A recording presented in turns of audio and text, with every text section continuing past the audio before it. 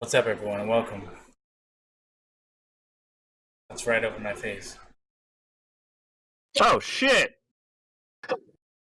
This is my first time seeing the overlay. Look at that thing! Yeah, Yeah, there's an overlay. There's still Bulbasaur. Hi, Bulbasaur. there has to be Bulbasaur. There can't be a There has to stream be Bulbasaur. without Bulbasaur. It's fact. When I host next month, maybe I'll try and. How did you get that? It's just How did you get the Bulbasaur? it was just a GIF that I found or something like It was that. just a GIF you found. I'll have to get a Torchic one. That's Only fine, way I to do like it. Torchic. Huh? I do like Torchic, so I approve. Only way to do it. You do Bulbasaur. I'll have Torchic going for this. It'll be the thing. Then we'll never ever talk about Pokemon. No. That's rule one of the podcast. Never talk about Pokemon. What's up, Pache? How you doing? Hey, Pache, what's going on? Hey, Wholesome Bone, what's up? So I'm Sacrabalic, your Envoy of Hope. And I'm ConquertheJohn, your envoy of conquering. That's generally what an envoy does. Yeah. Oh, shit. So what's been going on with you? Working a lot. So a little rapport. Yeah, work. Started a new job a couple weeks ago, so had to learn all about roofing.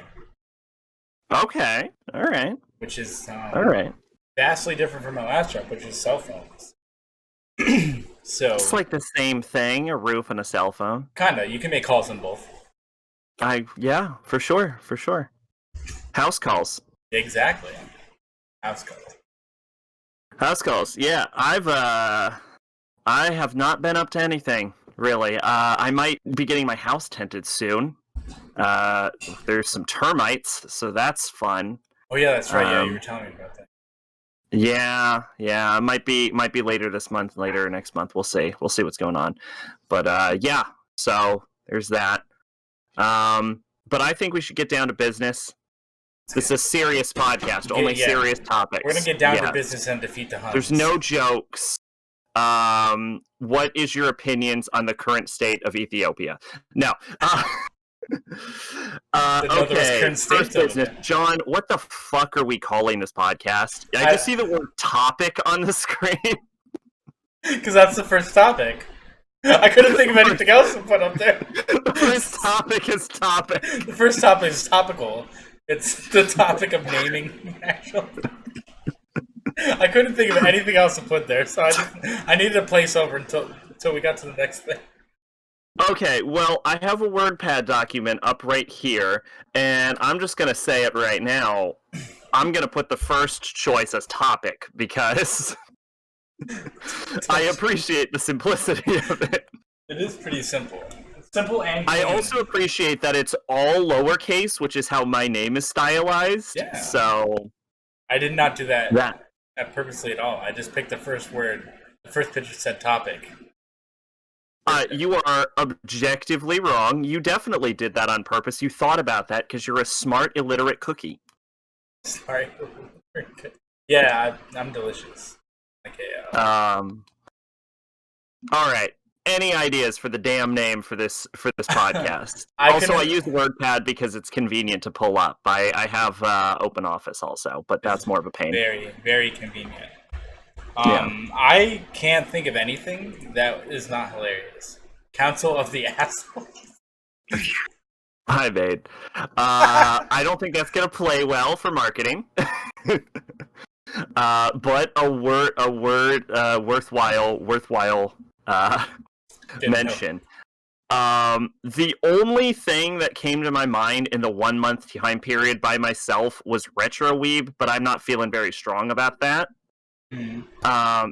But I would like to say that when I mentioned this on the stream last night, Made said that starting your own podcast is the modern day equivalent to starting a garage band.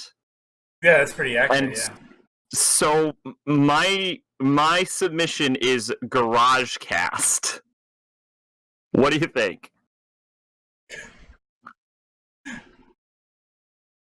Yeah, that's fine. Couchcast, GarageCast. GarageCast. Well, I'm not on a couch, so. We can edit you onto a couch. Okay, all right. I actually have considered if I get into it, getting like some kind of pole behind me and then like throwing on a green screen. I think that would be like the last major improvement I could do. Oh yeah, I think when I move, I'm gonna have to do that, like get a PVC like kind of like structure. On it. Right now, I just got it on the wall. Yeah, something cheap, something kind of small that doesn't take up a lot of space. Yeah. I've seen really like cheapo like movable hangers that I could put up there, which I think will work good because then it'll roll around like everything, so I can reach the stuff behind me. No, absolutely. Which is important. But yeah, get like a nice green screen and shove the velvet room on there because Oh yeah, my green screen. Hey, Uzi1. Uzi. What's the topic? Topic is trying to figure out what to name it. Yeah, what are we calling this? That's the topic. So I'll add in GarageCast. Do we have anything else? Because we're only at 2 right now.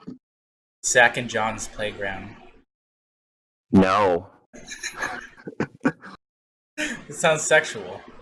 It does, and I'm not comfortable with that one. It's intimidating. I think that'll send a weird message. Topic: the importance of topics. Yeah, it could be anything. Value cast. Great value cast coming at you from Walmart. Yeah, there you go. Great. Every subsequent episode will be filmed exclusively from a Walmart. I could do that. I live 5 minutes down the street. I also could do that, but let's not. I'll just hang out in like the paper towel aisle because it's like the most empty one right now because there's a lot of space. Yes. Yeah. Stop by the camping aisle real quick. Get up a tent. Just set it up there because no one's going down the paper aisle. The paper towel tile. I can speak English. You can't. Shut up. Fugs cast. Oh snap! Thank you for reminding me, Lana. I forgot to turn on my chatbot. Yeah, and my sound stuff. Oh shoot! Yeah, I am super prepared. Where is it? We forgot about all that. Let's see. We got a spiderweb motif, but I imagine that won't stay forever. No, that was just something I could throw up real quick. Yeah. To be honest. I drink tea a lot, but I feel like someone's already done tea time, so that sounds ass. So yeah, we really only have 2 good options, unless you have anything else you can think of. Everything that I come up with is officially episode. It'll be like Sorry? Anything I come up with will be like blatantly sexual or just stupid. Okay, well let's play around in this play park for a little bit. What else we got? Fast Times with Zach and John. How about Balls? I don't think Balls is a great name, but 10 out of 10. Put a pin in that one, maybe. Once had plans to buy random movies from Walmart's $5 bin and then review them. I didn't because 50% of the stuff there I've seen and the other 50% were awful. That's how you do. Dong and sack. Bargain bin. Bargain cast. Bargain cast. That, you know what? I'm gonna add that one. I'm adding that to the list. I kind of like that. Bargain cast. Tee-hee Bargain podcast. cast. What is the caption coming up? What the hell did I do? Hold on. I don't know. I don't know. I was assuming. There's a fly on my monitor. Oh, yeah, spoilers! No. Topic. Oh shit! Spoilers. Everyone can see everything. Oh, you've ruined it. Oh, it's all over. Oh man, it's over. Oh, the podcast is over. I'm leaving chat. All right. Bye. So yeah, that was fun. We'll see you guys. That was it. Yeah, this was a dumpster fire. It ended as quickly as it came. Swiftly and poorly conceived. Just like me. There we go. Spoiler cast, yeah. Spoiler cast, I know for a fact is already. Yeah, that is, yeah. Which that is for sure a real thing, and we can't use that one. Yeah. So we got any other? I think it's vaguely sexual, but like vaguely, like it can skirt on the edges. You know what I'm saying? Yeah. So you can interpret it in a different way. I don't know why the chatbot's being. Come on. We do got sounds though. Failure. There we go. We got sounds. How about this? We have sounds. Awesome. Now we can do all the Seinfeld sounds. Oh, just wait. in a row. We can do that. I think you froze. We could do that. Did I freeze? Mr. Freeze? No. Hang on, let me I'm still visible on Discord. I can exit and Okay, I can exit and pop back in. Oh no, you're good now. Okay. Bargain bin variety of podcasts. Technical difficulties. Yeah, to be expected. We could just call it technical difficulties. I feel like that's already used too. So. Is it? It probably is. It might be, yeah. I know it's used by an Achievement Hunter show, but it's not a podcast. What about draughtism? What? Draughtism. Oh, no. No, What about we can't do that. Draughtistic? No. Can't just have autism in the name of your podcast. I said draw. Yeah, but everybody gets the joke. We gotta be a little more subtle to get that one past the censors. That's true, yeah. Alright, so I guess we'll have to figure out a name while we're just going through it. And if anyone in the chat wants to absolutely pop in, I do like the Dong and Sack show. Well, we do have Topic, Garage Cast, and Bargain Cast. But the time to come up with a name for this damn show was last month when it was conceived. It was, yeah. But it's hard to come up with a name. Yeah. Mm-hmm. Well, we'll need it by the end, so maybe we'll keep thinking while we go. Yeah. And at the end of the final segment, we'll have to find an answer. I like Hot Topic. That's perfect. I like Hot Topic. Holy shit! Sacks with a rate of 4. That covers up my entire phase. Well, we don't need to see that anyway. I'm on screen, so. How did that get moved?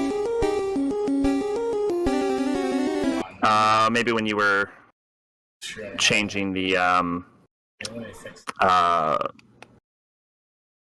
display captures. Always fun. Thank you for the raid, Sax. That is awesome. How are you doing? Welcome to the cast. welcome to the unnamed podcast. Let me be clear. We cannot leave it as unnamed podcast though, because my last podcast was just called Podcast. But within quotation marks to imply sarcasm and podcast. Yeah. And today's topic: cheap porn game substitution for that. All right, so I guess we'll move on to the first. Yeah, we'll circle back around that. First of many topics. I have 2 of these open. We should have stream by now. So we should have all the goodies.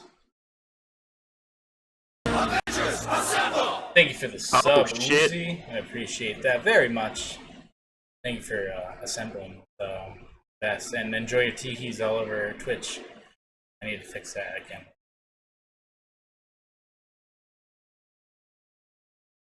All right. Second topic, TMIG. Take it. Yeah, so this month in gaming, I couldn't find all systems, so we're gonna go classic and just go Nintendo. So moving right along. All right, so we're doing August, the month of August. So in 1984, Namco becomes the second third-party publisher. Holy shit! Thank you again for the sub. Enjoy your teehees all over Twitch. Namco becomes second third-party publisher for Nintendo Famicom. 1986 Urban Champion was released in North America on the NES. Mario Paint was released in 1992 for the SNES. Mario Paint is fantastic. Mario what? Mario Paint. The only Super Nintendo game that actually uses the mouse and mouse pad. Mario Paint? Yeah. Yeah, I think AVGN made an episode on that, didn't he? Oh, but I love that game. Yeah. Mario All-Stars, 1993, Super Nintendo. Okay. I'm not even going to try to say that because that is in Japanese. This is just August 1st. Send me the page on Heaven. Yeah, I probably should do this with all this stuff.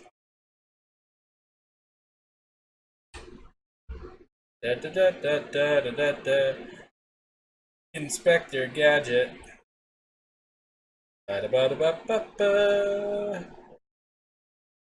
Place on Earth. I just hope this isn't all too good to be true. There we go.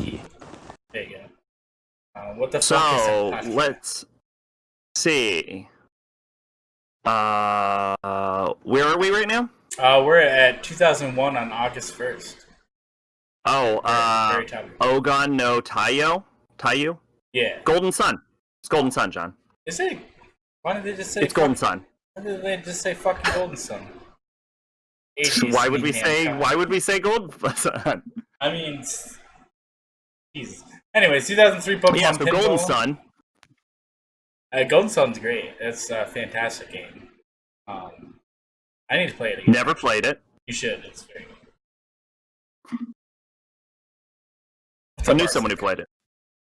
I knew a guy who knows a guy who played that game. Boktai is also a great game. The person I knew who played Golden Sun was the woman that got me into anime. So it's a good segue. Yeah. Nothing. Keep going. Pokemon Pinball Ruby and Sapphire was released in Japan in 2003. 2009 saw the release of the Wii in black in Japan. Okay. Fascinating. My Wii is white, so We would like to play. No? Alright. How about John and Zach's Random Emporium? It is random as fuck. all one word. All one word. Yeah. Smushed into bite-sized pieces. I'm only going to go over the important stuff. Let's see. 1992, 22 years after Sakurai's birth, Kirby's Dream Land was released in Europe for the Game Boy. Okay. Good old Sakurai. Let's see. Mario Party 8 was released in Europe for the Wii. 2007. Okay. Ooh, this is a good one. 2005, Pokemon XD Gale of Darkness on for Game Boy. That was an okay game. Fun. I think, yeah. Gotta used to those Wii ads all the time. Yeah, they really went hard with the Wii ads. They worked. It's one of the best-selling consoles of all time. I think it still is. Yeah. I have to look that up. 2013 on August 1st, Pikmin 3 was released on the Wii U in North America. I've actually never played a Pikmin game, fun fact. Me either. Less fun fact. Next Zach and John plays is Pikmin. No. No. Let's see. August 5th, 1995, Super Mario World 2 Yoshi's Island was released on the Super Famicom. The game is often considered one of the last great gems on the system. Currently one of the best platformers of all time. I do agree. That is fantastic. Starfy. Super Mario World 2? Yeah. Yoshi's Island, yeah. Yoshi's Island. Starfy, because I know that says Starfy at the end. And I'm probably the only person who knows what Starfy is. Released in Japan on Game Boy Advance 2004. So this is we got some spicy stuff coming. 1986 Metroid is released on the Famicom Disk System in Japan. Fuck yeah! Yes. Paving the way Metroid. for women in video games right there. Even though nobody knew Samus was a lady. Starfy was lit? Okay, Arstic knows what Starfy is. How about less than 30 frames per second podcast? Am I skipping a lot right now? There was a latency issue earlier, but it seems fixed now. Sorry if it was. And I keep getting dings. Why am I dropping frames?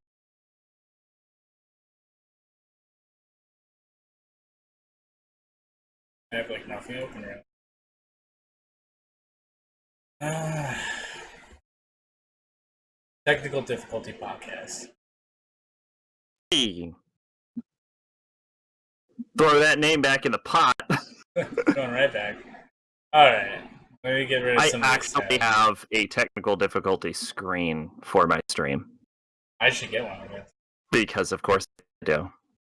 Alright. It uses the red spare lettering instead of the blue hope lettering. That makes sense. Pretty sure drop frames is taken. Damn it. Alright, I'm back at 60, okay. That's good. I don't know what's using all the CPU. I have like nothing else. Oh, wait. Yeah, stream at 27, get that real movie quality. Like that one game with the werewolves on PS4. Yeah, you know that one game with the werewolves on PS4. Nope. Lionels are scary. They are scary. So yeah. 1993, Secret of Mana was released with Super Famicom in Japan. Still one of my favorite games of all time. The Order 1866. The Order. Yeah. That's Mike Shinoda's I was thinking The Order. Yeah, it's The Order. Oh, no shit. Did not know that. Good old Mike Shinoda. I'm skipping. Yeah, so August 7th, 2008, Fire Emblem Shadow Dragon, a DS remake of the original Fire Emblem game, was released in Japan. Probably not America, though. Fuck yeah. Yeah, because they don't like all stamina, baby. Hell yeah. Let's see. Everything's released in Japan in August, apparently. So, 2003, Crystal Chronicles Final Fantasy was released on the GameCube. It's one of the first titles by Square and Enix. Now Square Enix. Since their departure from Nintendo during the N64 era. Okay. Shadow Dragon was released in February in the US. Oh, so it was. Yeah. 2005, Nintendo DS game Jump Superstars was released in Japan. I don't think that one was. Jump Superstars, like from Shonen Jump? I think the Shonen one, yeah. Yeah, Nintendo of America is awful. Yeah, they don't like giving us anything. So, cough. They don't like consumers or money either. Yeah, we run a business. Funny. August 9th, 1991, Adventures of Lolo 3 was released in Japan on the Famicom. I actually own that game. American. I've never heard of it. It's a puzzle game for the NES. Very fun. Okay. Yeah, very fun. Lolo ended up being in Kirby. The blue and pink people in Kirby. Fun fact. Cameos. Kirbyos.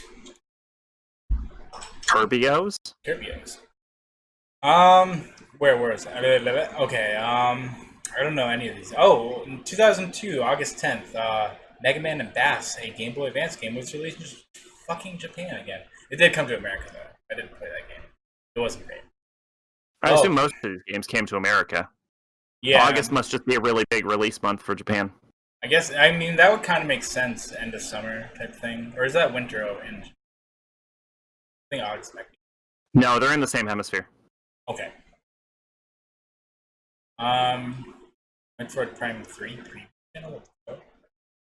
Okay. Yeah, 2007, the Metroid Prime 3 preview channel, which was intended to promote Metroid Prime 3 Corruption, released in the Wii Shop Channel America for free. Didn't even know that. Didn't know it. Slapdash Parlay. That sounds sexy. I hear that's a pretty... What about August 8th? What do you mean your birthday? Favorite position. Your birthday's when Crystal Chronicles came out in Japan. Act like I don't remember your birthday. Fuck you. August 11th, Tetris Spear was released in 1997 in North America for the Nintendo 64. Even bothered to play with Mother, Megami Tensei, and Megami Tensei 2. and those two probably don't count because I played this remakes. So the only such game I ever beat was Mother. I mean, it's a very good game to play. So I mean, 2000. I'm not sure if I've played a NES game because I had an SE and an NES growing up. I played a lot of. Hmm. Big surprise, probably. No. 2000, August 11th, Paper Mario was released on the Nintendo 64 in Japan. The game is considered a spiritual successor to Super Mario RPG Legend of the Seven Stars on Super Nintendo. I believe it came out in 2001 in America. Yeah, I think or maybe it it's for August 12th, 2008. Madden NFL 09 was released in America on various platforms. Very important. Oh Very yeah, important. I played the shit out of the game. Madden 08 will always be, to this day, my favorite Madden because you can just lob it to, what's his name? That was on the Patriots and just simply get a touchdown. Randy Moss. I agree completely because Sports. I've never played it and I have no opinions on sports. Sports.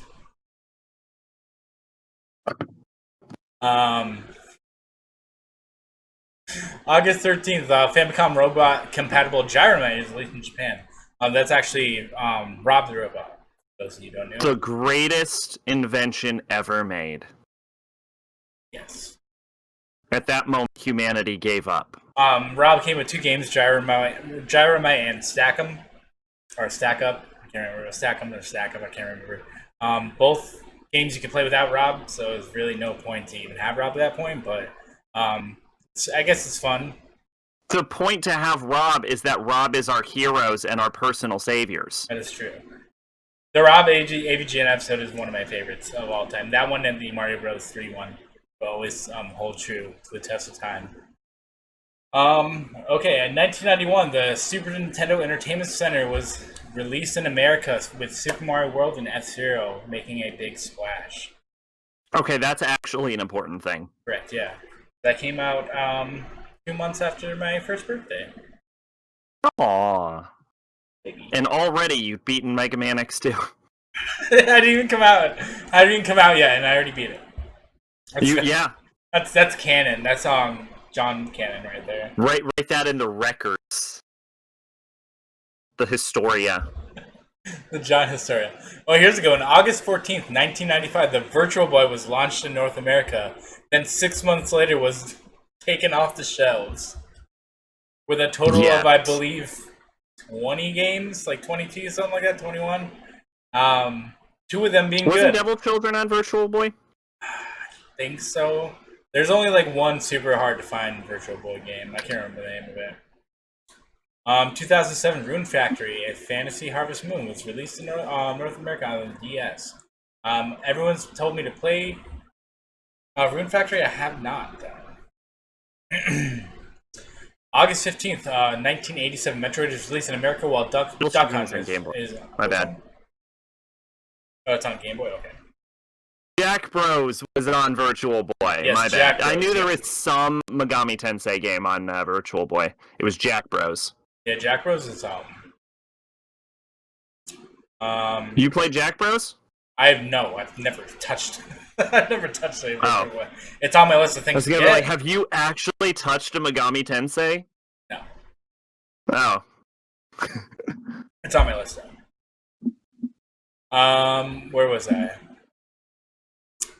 1991, Ninja Gaiden, a techno classic, is released on the NES in Europe. Okay. I beat that game. I just want to throw that out there. Famous for being super hard.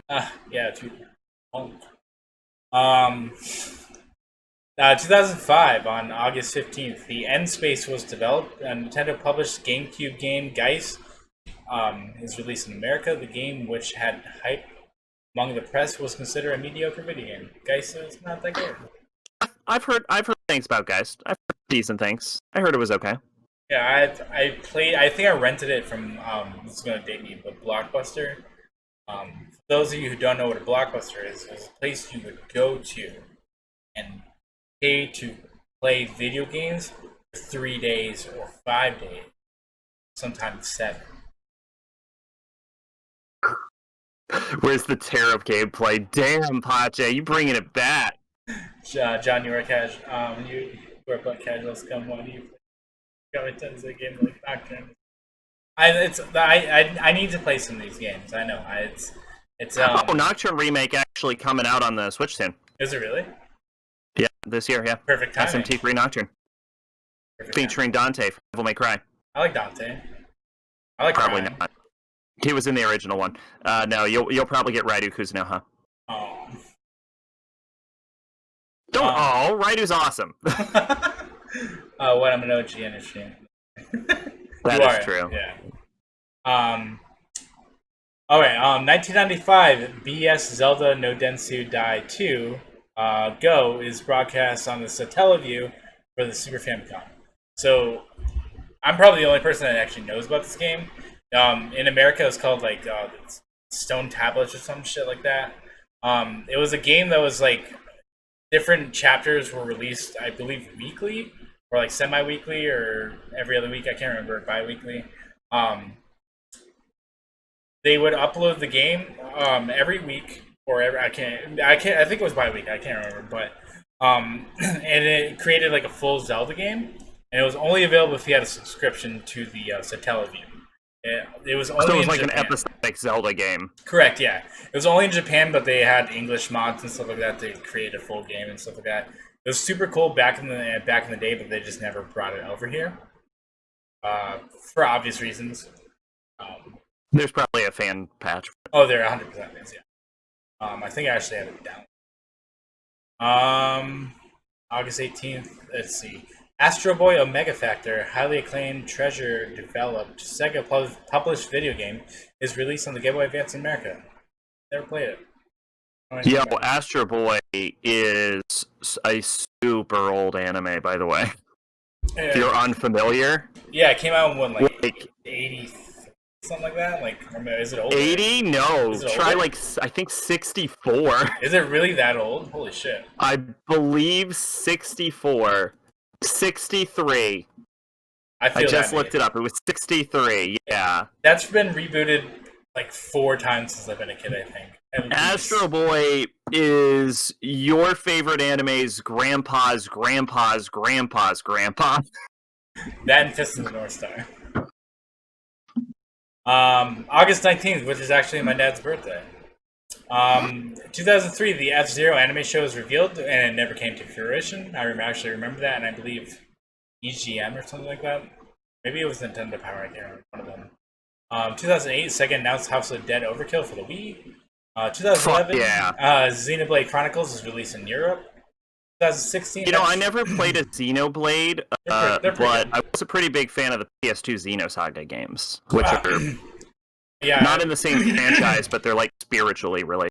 I played Chronicles on the Wii U 2, right? No, 1. I don't know.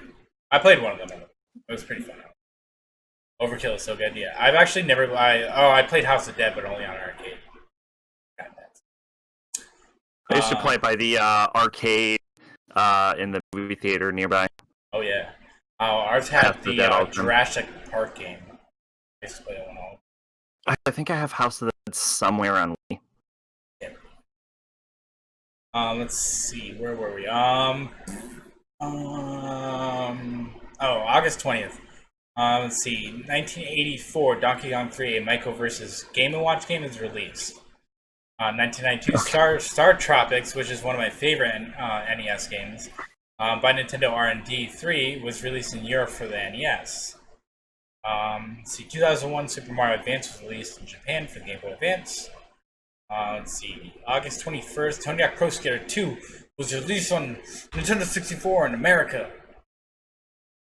Tony Hawk, all the best songs. August 22nd, 1987, Legend of Zelda is released in America for the NES. Fuck yes! Birth of a legend, literally. And figuratively, and metaphorically. Just all 3 levels of birthing. Oh, this is a good day, actually. 1992, Mario Kart was released in Japan for the Super Famicom. 1995, Chrono Trigger was released in America for the Super Nintendo. Yo! Yo, cool it, August 22nd. Slow down. At least save some pussy for the rest of us. Yeah, come on. All the other days are getting jealous.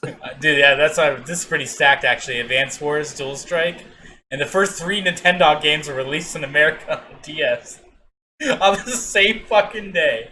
Have you ever played a Nintendogs? I've not, no. Pretty fun, not gonna lie. My dad's B-Day is 2 days after your dad's. No shit, that's fucking great. Chrono Trigger for the win. Chrono Trigger, will always be my favorite RPG. I don't care. Nothing will beat it. So nothing will beat it. Chrono Trigger's pretty good. It is. But the next Say one, that. I don't remember where I put it on the rankings. It's pretty good. I don't remember what Tony Hawk game it was, but one of them had good music instead of fucking Blue Bay 2. I had like the Journeys and X on the. I think it was 3 that you're thinking of. I do love Blue Bay 2. Yeah, one away. 2008, Mario RPG Legend of the Seven Stars was released on the European Virtual Console. Also very good. August 23rd, the Nintendo Entertainment Center was launched in North America. Let's see. Cool there. August 24th, 1995, Donkey Kong Land was released in Europe on the Game Boy Color, which should say, but 2000, Nintendo unveils the GameCube 1 day before Space World starts. Good shit. The fuck is Space World? Space World was a huge, like electronics convention that they used to have. I believe it was in California. I can't remember off the top of my head, but it was kind of like E3 basically. Before E3 was like a thing. Space World was huge back then. I believe that's where like Xbox got announced, PS2 and shit like that. Yeah, when Bill Gates walked out in a leather jacket. He was cool as fuck. He was. Shout out to Bill Gates. Dude, he regularly gives away half of his income. Yeah, that's nuts. So that's billions upon billions of dollars in charity. That dude is rich. Yeah. 2006 Final Fantasy III is released on the Nintendo DS. It is a remake of the Famicom Classic and never released in America or Europe until now. Because we got 3, which was actually 5 or 6. So yeah, it was 6. Yeah, it was 6. 2 was 5. Yeah. Mm-hmm. And then 7 was 7. Yeah. And then they fixed it. Space World 98, something like that. Yeah. Could Bill Gates be Batman? Where we can't talk He actually gave over the title to Terry McGinnis. Yeah, it's true. Batman Beyond. 2009 Metro Prime Trilogy and Professor Layton and the Diabolical Box are both released in America for the Wii and Nintendo DS respectively. That's big because a lot of the Professor Laytons aren't actually released over here. I've never played one of those, but I have played all 3 of the Metro Prime games. Well, somebody told me to play Layton. They're like, it's fun. I'm like, maybe. I don't know. Yeah. I got so much on the plate, you know what I'm saying? Yes. Yeah. Alright, this is a pretty stacked day too. On August 25th, 1994, Kirby's Pinball Land was released on the Game Boy in Europe. 1997, rare developed game GoldenEye 007 was released in Europe and in the United States, paving the way for FPSs. 2002, Mario Sunshine is released on GameCube in America. 2003, F-Zero GX and Pokemon Pinball Ruby and Sapphire are released in the United States for GameCube and Game Boy Advance respectively. 2005, Castlevania Dawn of Sorrow and Lost in Blue are both released in Japan for the Nintendo DS. And 2008, Mario Super Sluggers released on the Wii in America. That is a stacked day. Let's see. What is this? That doesn't make anything. Now it says August 26th, Super Mario Sunshine is released in America. Okay. So it was released twice. They had 2 release dates, I guess. Whatever. Mario Pinball was released 2004 in Japan for the Game Boy Advance. 2008 NES Open Tournament Golf released on virtual consoles. It's like one of the first, like, actually Mario was on the cover of that one. I think GoldenEye is the game where shortstop's too short, so you can't shoot him. Yes, that is 100% true. That's why I haven't played it when we did competitive. August 22nd, Mahjong is released on the Famicom in Japan in 1983. 1992, Super Castlevania was released. 4 was released in Europe. 1994, Mother 2 was released on the Super Famicom in Japan. Fuck you, we didn't. Because we got Earthbound a year and a half later, and nobody bought it, which makes it one of the hardest games to get. 2007, the final Metroid Prime game, Metroid Prime 3 Corruption, was released in North America for the Wii. 2009, Punch-Out for the Wii is released in Australia to select retailers. Let's see. August 28th, Game & Watch Gallery was released in Europe for the Game Boy. 2006, Star Fox Command was released in America for the Nintendo DS. 2008, Square published Space Invaders Get Even was released in Japan for WiiWare, while the retail title Captain Rainbow by Skip and Nintendo was released. Was reported.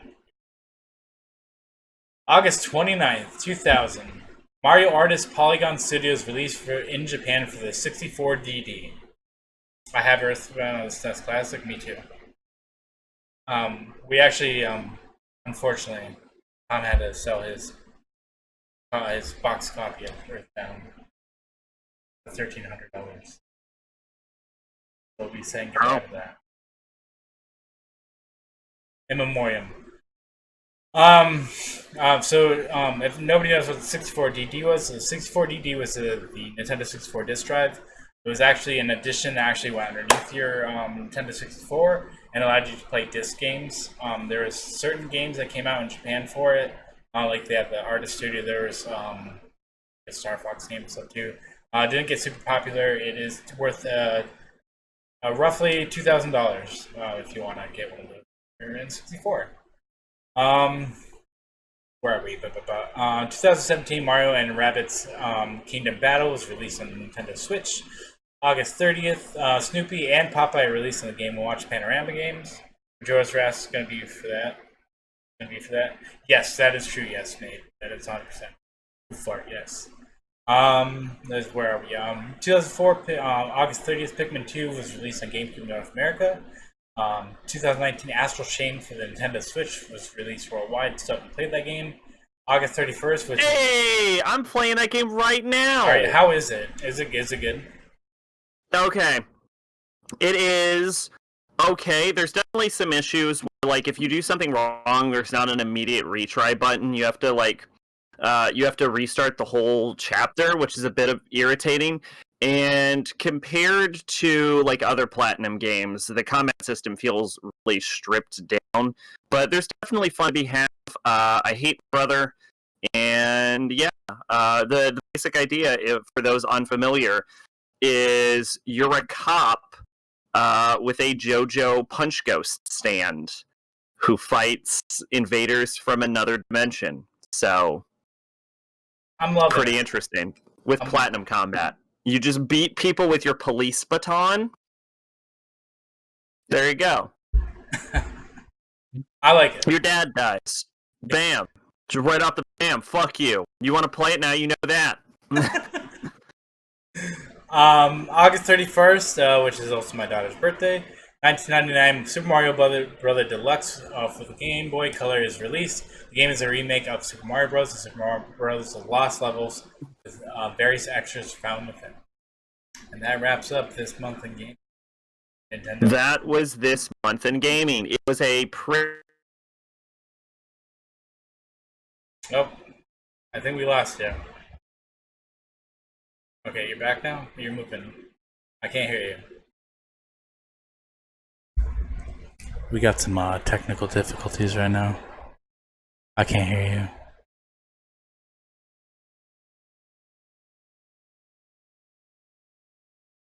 Hold on.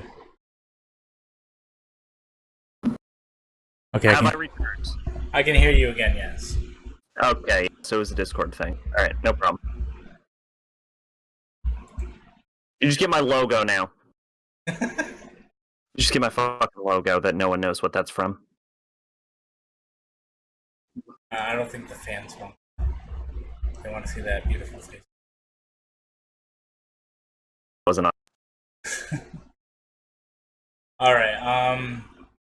So next topic. Next topic is Code Vein. Which All right. So 100% in Code Vein, except for I didn't get the 3 pipes, but fuck those pipes for the DLC. Because in order to get those pipes, you have to beat the DLC bosses without taking any damage while using the pipe of thraldom.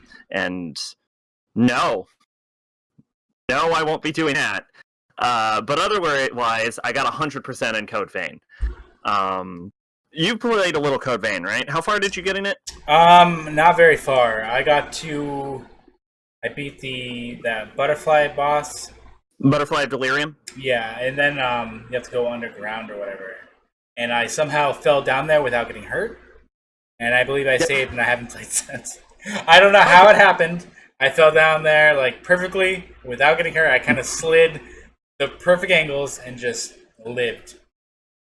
Podcast of Delirium. No, I'm sorry. I was just Almost. I kind of liked it though. So yeah, from what I played of it, I really do like it. I like the faster style combat of it, which is obviously the exact opposite of what Dark Souls is. Yeah. So it's definitely up there in games that I definitely do need to finish soon. I don't think I'm gonna 100% it, but I'm definitely gonna play it. You shouldn't. Times. Yeah, no. Yeah, so Code Vein is everything I want in Bloodborne, but it just does it better. First off, the character creator for Code Vein is fucking great. Like, you can make almost anything in that. Have you seen my, I showed you my Nanashi, right? Yeah, you showed me, yeah. Yeah, like, you can make almost anything. And so you have to go through New Game Plus cycles, kind of, to get all the endings for the final achievements. And I just make a new character every time. It's great.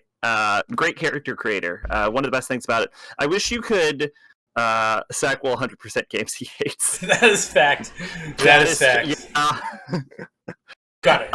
Fucking I wish you could edit your body proportions a bit more. It's just like there's basically like a thickness slider and a height slider. I'd like to be able to like adjust a little bit more. You can get real crazy with it. Maybe change the facial features, but for what it is, it's pretty good. You can change all your hairs and all your clothes. There's not enough clothing styles for my taste, but character is pretty good.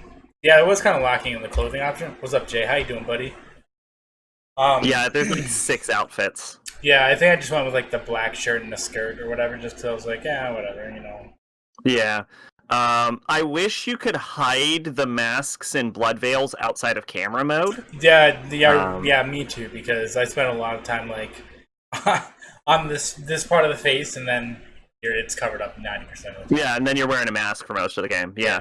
But yeah, it's got like a fast combat. I wish it had Bloodborne's rally system, where if you get hit, you can rally back your hit points by like hitting an enemy really quick. I wish that was in the game. I love that so much. But it does have the Ichor system, which if you hit an enemy a bunch of times, like you have a specified amount of Ichor that your character can hold on to, and you generate Ichor by hitting the enemies if you've used it up for your gifts abilities. So I played most of the game as a caster. So I rocked. I enjoyed X2 mainly because I like putting dresses on girls. Yeah. I liked 10-2. Sorry. That is true. I unfortunately didn't have my quote system when that was in place. But I used a bayonet build for most of it. So you had a slash attack, but you also had a longer range blast attack that you could use your Ichor for in that. And the best thing about Code Vein for me is because it had something that I wanted in Bloodborne but wasn't. Because Miyazaki loves fucking making the same game over the same time. So he uses the same upgrade system, but with Code Vein, you can change the level up system is universal. So it increases all of your stats, even if it doesn't really matter that much.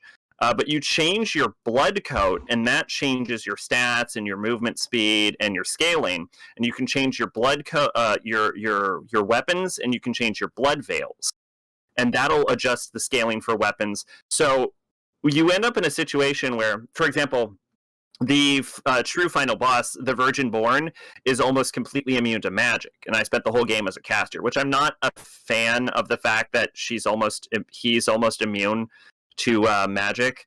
But what you can do is you can change your blood code from, I think I was using Harmonia at the time. You can change your blood code to Atlas, swap over to a Great Sword, and then you can go pure strength build. Just go for it. You know what I'm saying? So change to GFX for your blood veil. So it lets you build to the situation you're in and change them on a fly, which to me feels more like it makes you feel more like a hunter than... Is my camera still not showing up? No, I never put it back on, right? It's on in Discord. You know why? Yeah. Because I'm an idiot. There we go. Hold on. But yeah, it makes you feel more like a hunter. Like, I really like that you get to adjust your tactics and your gifts and stuff just based on the situation you're in. I really like the freedom of adjusting to the enemies that you come up on. And, you know, the same tactic won't always work. Like, sometimes it's better to take things on from a distance, or sometimes you just got to go in there and tank through shit. And there's a lot of variants that you can add in just by changing through your party members, or getting rid of them if you want in some cases. Yeah, the versatility of like changing shit on the fly like that is like really nice. Because like you, I started off as a caster too. And then I was like, you know what? I kind of want to play more towards like strength build too. Because like I went through all of Dark Souls with magic and stuff. And I was like, you know what? I want to do something a little bit different. So I like switched like right before that butterfly boss. Actually, I kind of had to like learn a new class while doing a boss, which was a lot of fun. But you know. Yeah, I did the opposite. I normally play strength build, so I'm like, yeah, fuck it, I'll go caster. And I usually only go caster in Demon Souls. But yeah, and I really, you end up kind of like liking your teammates, but it's not all flowers and cherries though. Like, there's some really boring moments. The main plot seems a little aimless, and the memories are boring. Yeah, they definitely seem to lack some creativity in the plot department there. But I mean, it's it's a game, you know. Like it's a prequel to God Eater, actually. Oh, it's a prequel. Okay. Yeah, to God Eater. Yeah. Oh, good giraffe. Also bad. I think it did it. Did I just buy a God Eater? I don't remember. I own all the God Eaters. Yeah, I randomly just buy shit and then forget that I buy it. I do that all the time. I have like 300 games on Steam for no reason. Yeah, I just want ham on Steam. I bought like a month ago. I bought like a shit ton of stuff. Yeah. Dark yeah, Souls that's 3. the danger of the Steam sale. It's like, oh, this game is only like $2. I'm like, fuck yeah, it's only $2. Yeah, why not? I bought like Mirror's Edge for like $1.99.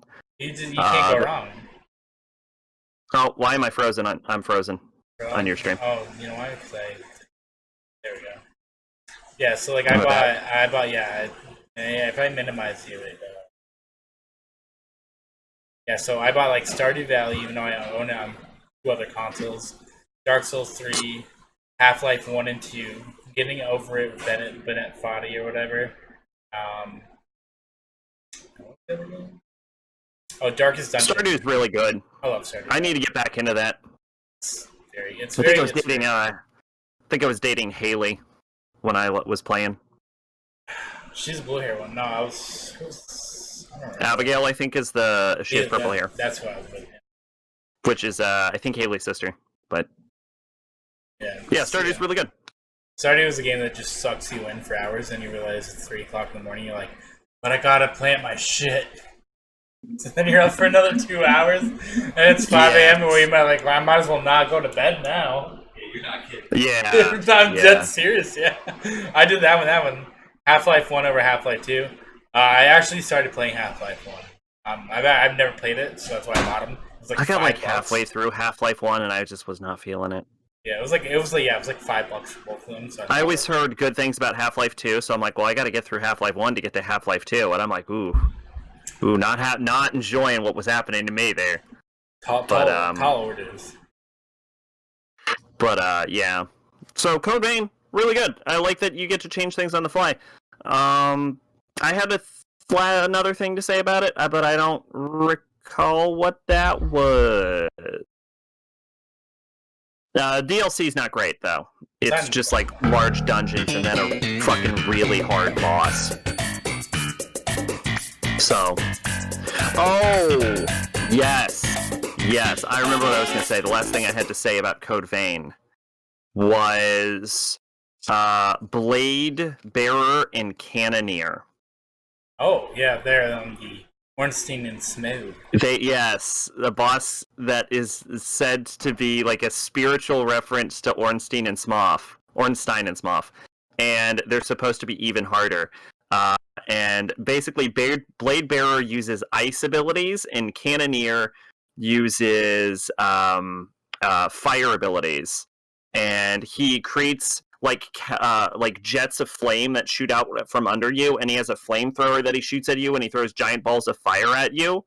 And Blade Bearer whips around the arena with a rapier like Smough does, and she stabs you, and then when she moves, she creates icicles in the ground that you can walk into, and she creates icicle splashes all around her, and she shoots icicles at you. That sounds like a fucking nightmare. You have to fight him. You fight him at the same time. And there's 4 pillars in the room, but they don't block the attacks. They just go right through them. Of course they don't. No. And you have to beat one right after the other. Like you beat them in the same fight, but they don't absorb each other's powers. So, well, that's a good thing. You can't have fire in the main game, because in the dungeon, in the depths, they do absorb each other's powers, and then you gotta fight them with the power absorption going on. Of course you do. Yes. Wouldn't have it any other way. Mm-hmm. They had to make it harder in the depths. You dared brave the depths. That's fair.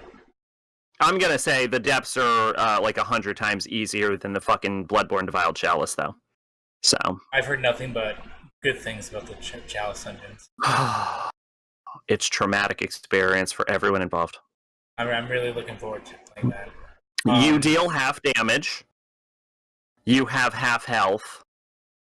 And basically everything kills you in one hit. Neat.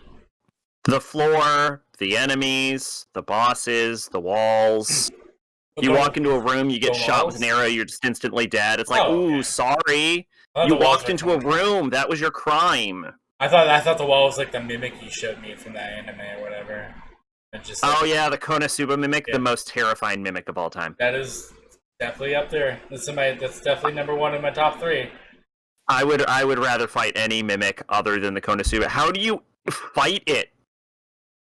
You don't. You fucking go the other way.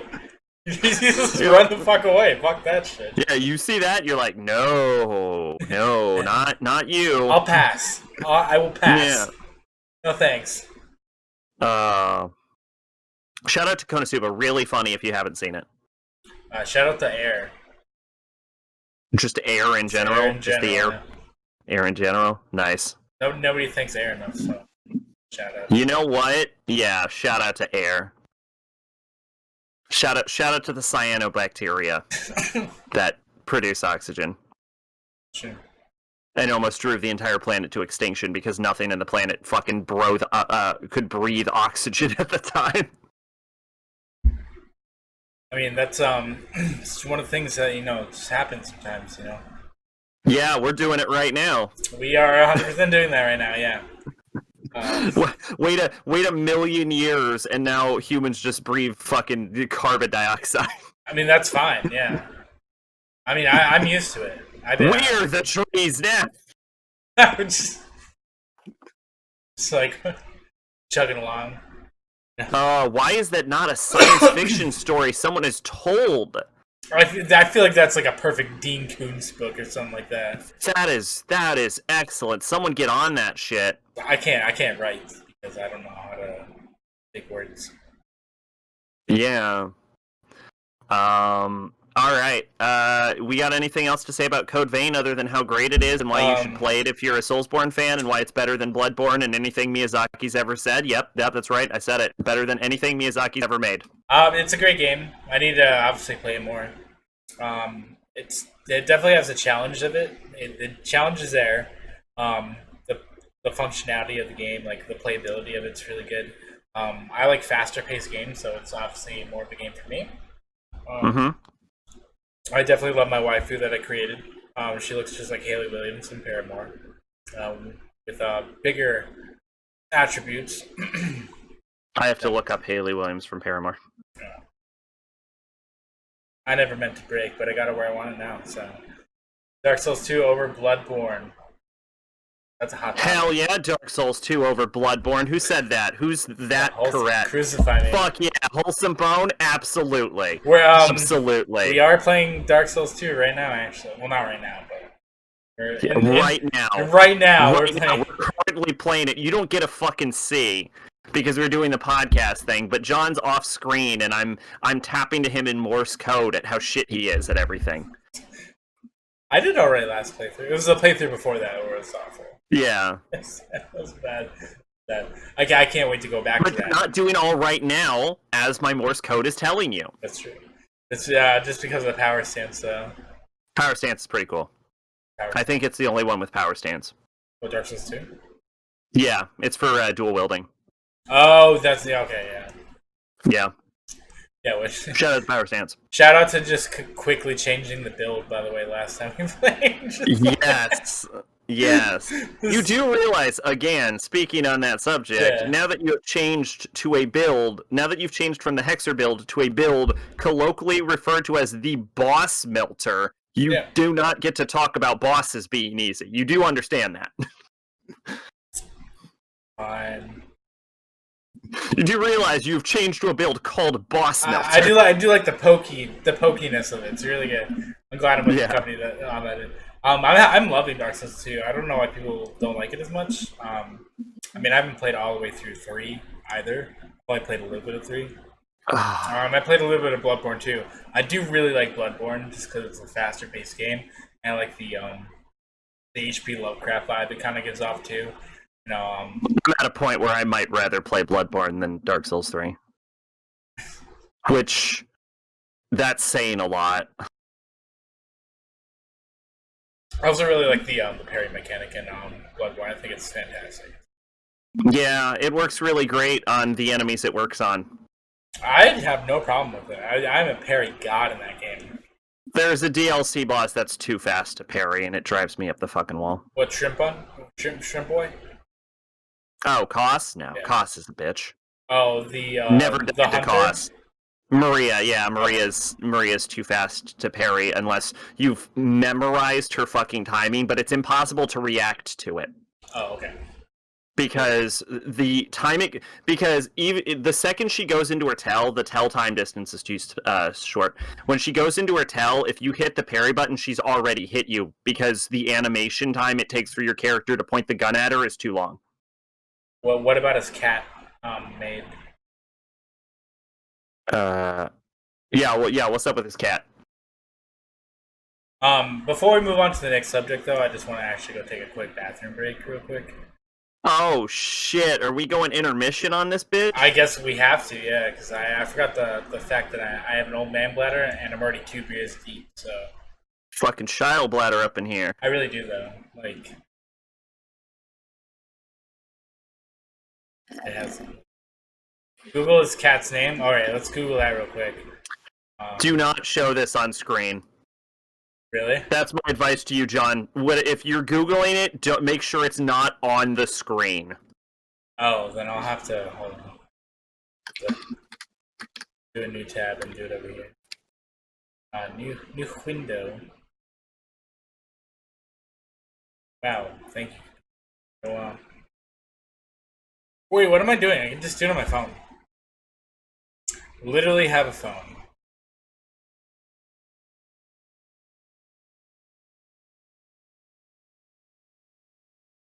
Let's see. Yup, I'm glad I told you that. Yup. Hey Google.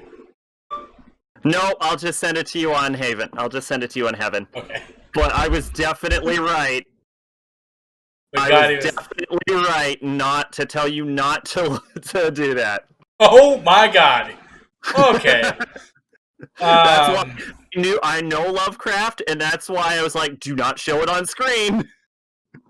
Good call. You don't want that to show up on this stream. Oh, LOL. Hey Google.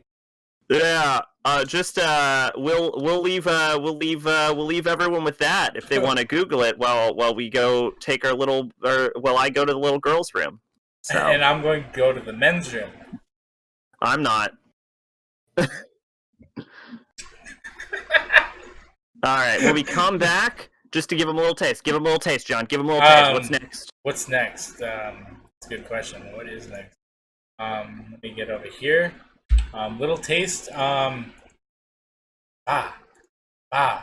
Little taste.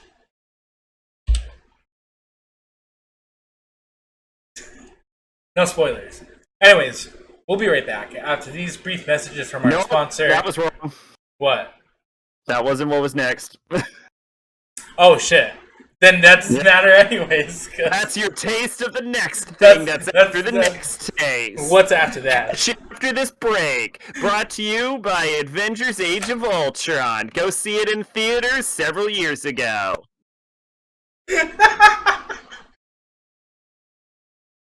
It's funny because I made that joke, but it was the first Avengers movie, like a month ago, I think. I know. It's a continuation. Here's a running joke. Yeah. Here's a quick spoiler. There you go. Just wave it across the screen real quick. Dude, screw off. Anyways, we'll be right back. I'm gonna put up the Be Right Back stream.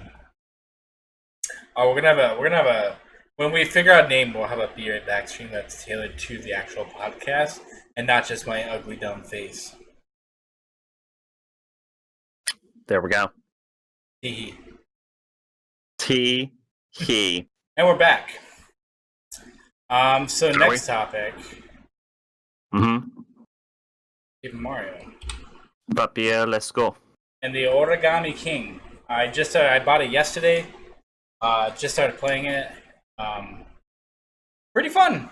Very, very different. From the last, I didn't play Color Splash. I skipped over that one. It's like didn't hang on to my Wii U too long. It's very easy. That's the most paper-looking Paper Mario game in history. It really is. That's what that looks like. It really is. Looks like paper. It's very funny. They do have some very good puns in it so far. I'm only on to I just beat the second world, I guess, place. I don't know what you can call it in this type of game. But so far it's been pretty good. A lot of critics are like, oh, it's kind of boring. It's not boring. Like the combat is very unique. It's still turn-based, but it's you kind of like you're on like a dial system type thing. And you kind of gotta it's a puzzle, and you gotta line them up so you can actually get straight hits in a row, or your hammer swings in a 4-piece or straight line or whatever. It's the boss battles also are a little different. Is it a puzzle, or are there strategy elements to it? It's John has a Wii U game that must not be named. Which one? It's a good mix of both, especially with the boss battles. So I'll talk about one of the bosses. There's a water elemental thing that you have to face. It's like a big dragon, and it creates these Please tell me it's hyper realistic water, and his gimmick is that he's just making all of the paper in the Paper Mario world wet, and he's ruining everything with his water powers. That'd be nice, man. Lame.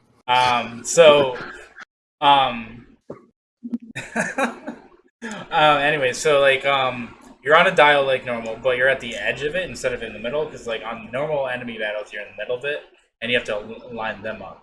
On the boss battles, there's arrows all over the tiles, so you have to like actually get to an action point near the boss in order to actually swing at it and hit it and stuff like that. The second elemental that you actually face, it's not the actual boss of the actual stage. I'll kind of get into that a little bit. It creates like these vortexes that actually like wipe out some of the arrows and the items on the actual map. So it's pretty cool. So like if you actually like screw up and you're on a path that goes somewhere and it does its thing, then you're kind of screwed, because if you don't actually get anywhere, you kind of just trip over yourself and it's the end of your turn. Then you get attacked by the boss enemy. So it's very different, but so far so good. I'll probably talk about it a little bit more next time when I actually beat the game, which it doesn't seem very, very long. But the boss battles like itself, like they're hyper realistic office supplies so far. Not to go into the first boss. Which, so it's almost what I wanted. Yeah. So the first boss of the first world level, whatever you want to call it, is actually a case of colored pencils that uses the colored pencils as missiles. It's very interesting, and there's strategy to it to each and every single boss, so it makes it very unique. Like the dragon thing, you actually have to jump on to first in order to get to the ground. That you can smash with the hammer. The first so element, it's like turn-based, but with positioning being a part of it. Kind of, yeah. It's very unique, and I'm so actually, it's like Nap. Yeah, it's from so far, like if I could give it a rating, I'd probably give it like a 7. I haven't completed it yet, but it's fantastic. It's definitely very easy. Like I haven't got a game over screen yet, so and I'm on the third world right now. Okay, I want to come back to that, but I do want to make one point. Yeah. Which is to Made. There's no way John has played any Megami Tensei games. I've not. Of course, he has not played that which must not be named. Pokemon Mirage session. Yeah, he hasn't played any Mega 10 games. He hasn't even played a Persona. Persona's coming to Switch, so I'm gonna grab that. Is it? That's what I heard. Yeah. No, not that I know of. I think there's Atlas is talking about a localization of Scramble, but oh fuck. Well, anyways, I'm getting a PS4 eventually, so I'll play it. I'll play all right. Nocturne is coming to Switch, which is an SMP game. Okay. But Tokyo Mirage Sessions doesn't count. That's fair. Oh my god, could you... Okay, here's my question. Imagine a Megami Tensei fan, and they're like, yeah, I've only played Tokyo Mirage Sessions. That's a great way to start a conversation. But, okay, so on to Paper Mario, though. What was I going to say? Positioning, boss battles... You said you'd give it a 7 so far. That's what I wanted to address. So I don't think. I mean, this is the first episode of the podcast, so we definitely haven't, at least as far as this show goes, established what a 7 means from you. Can we give it another? What is a 7 to you out of 10? I imagine, not out of like a 53 or something. If I had played the game fully, a 7 would be like it's good and it's definitely worth your money. But I wouldn't rush out to get it. Okay. Yeah. All right. So, like, case in point, this game came out last Friday, and I waited a week to get it, just because, like, I wanted to see a couple people, talk about it and stuff like that. I'm going to this game completely blind. Like, I had no idea about any of these bosses or anything. The only thing I watched on it was like a Donkey video where it was like 5 minutes of him playing the game briefly, kind of, and making fun of some shit. I try to go into games super blind, especially lately because everything is fucking spoiled anyways. Yeah. So, like right now, it's like especially because like my roommate and I have been talking about it, and he's been wanting to pick it up too. And like I told him, like it's definitely a fun game. Like it's something that you can just like kind of slap on for a little bit and like kind of just like no brain it and just kind of like play it and like just have like a nice little game session. It's definitely Turn your brain off, kind of. Yeah. Yeah, it's definitely like the easiest Paper Mario game I played. Okay. Is there a lot of Paper Mario games? I thought there was only like 4 or 5. Or so like 4. You got Paper Mario for 64, you got 1,000 Year Door for GameCube, then you have Super Paper Mario for Wii, then you have Sticker Star for DS or 3DS, I can't remember which one it came out for. Then you have Color Splash for Wii U, and then this one. Okay. And then I guess if you want to call Mario RPG Legend of 7 Stars for Super Nintendo, but it's not kind of... Well, I don't think that was a Paper Mario proper, that was it? It's like the precursor, I guess. I don't know. It's because they lost the rights because of Square to continue on with that series, so that's why they did Paper Mario. Okay.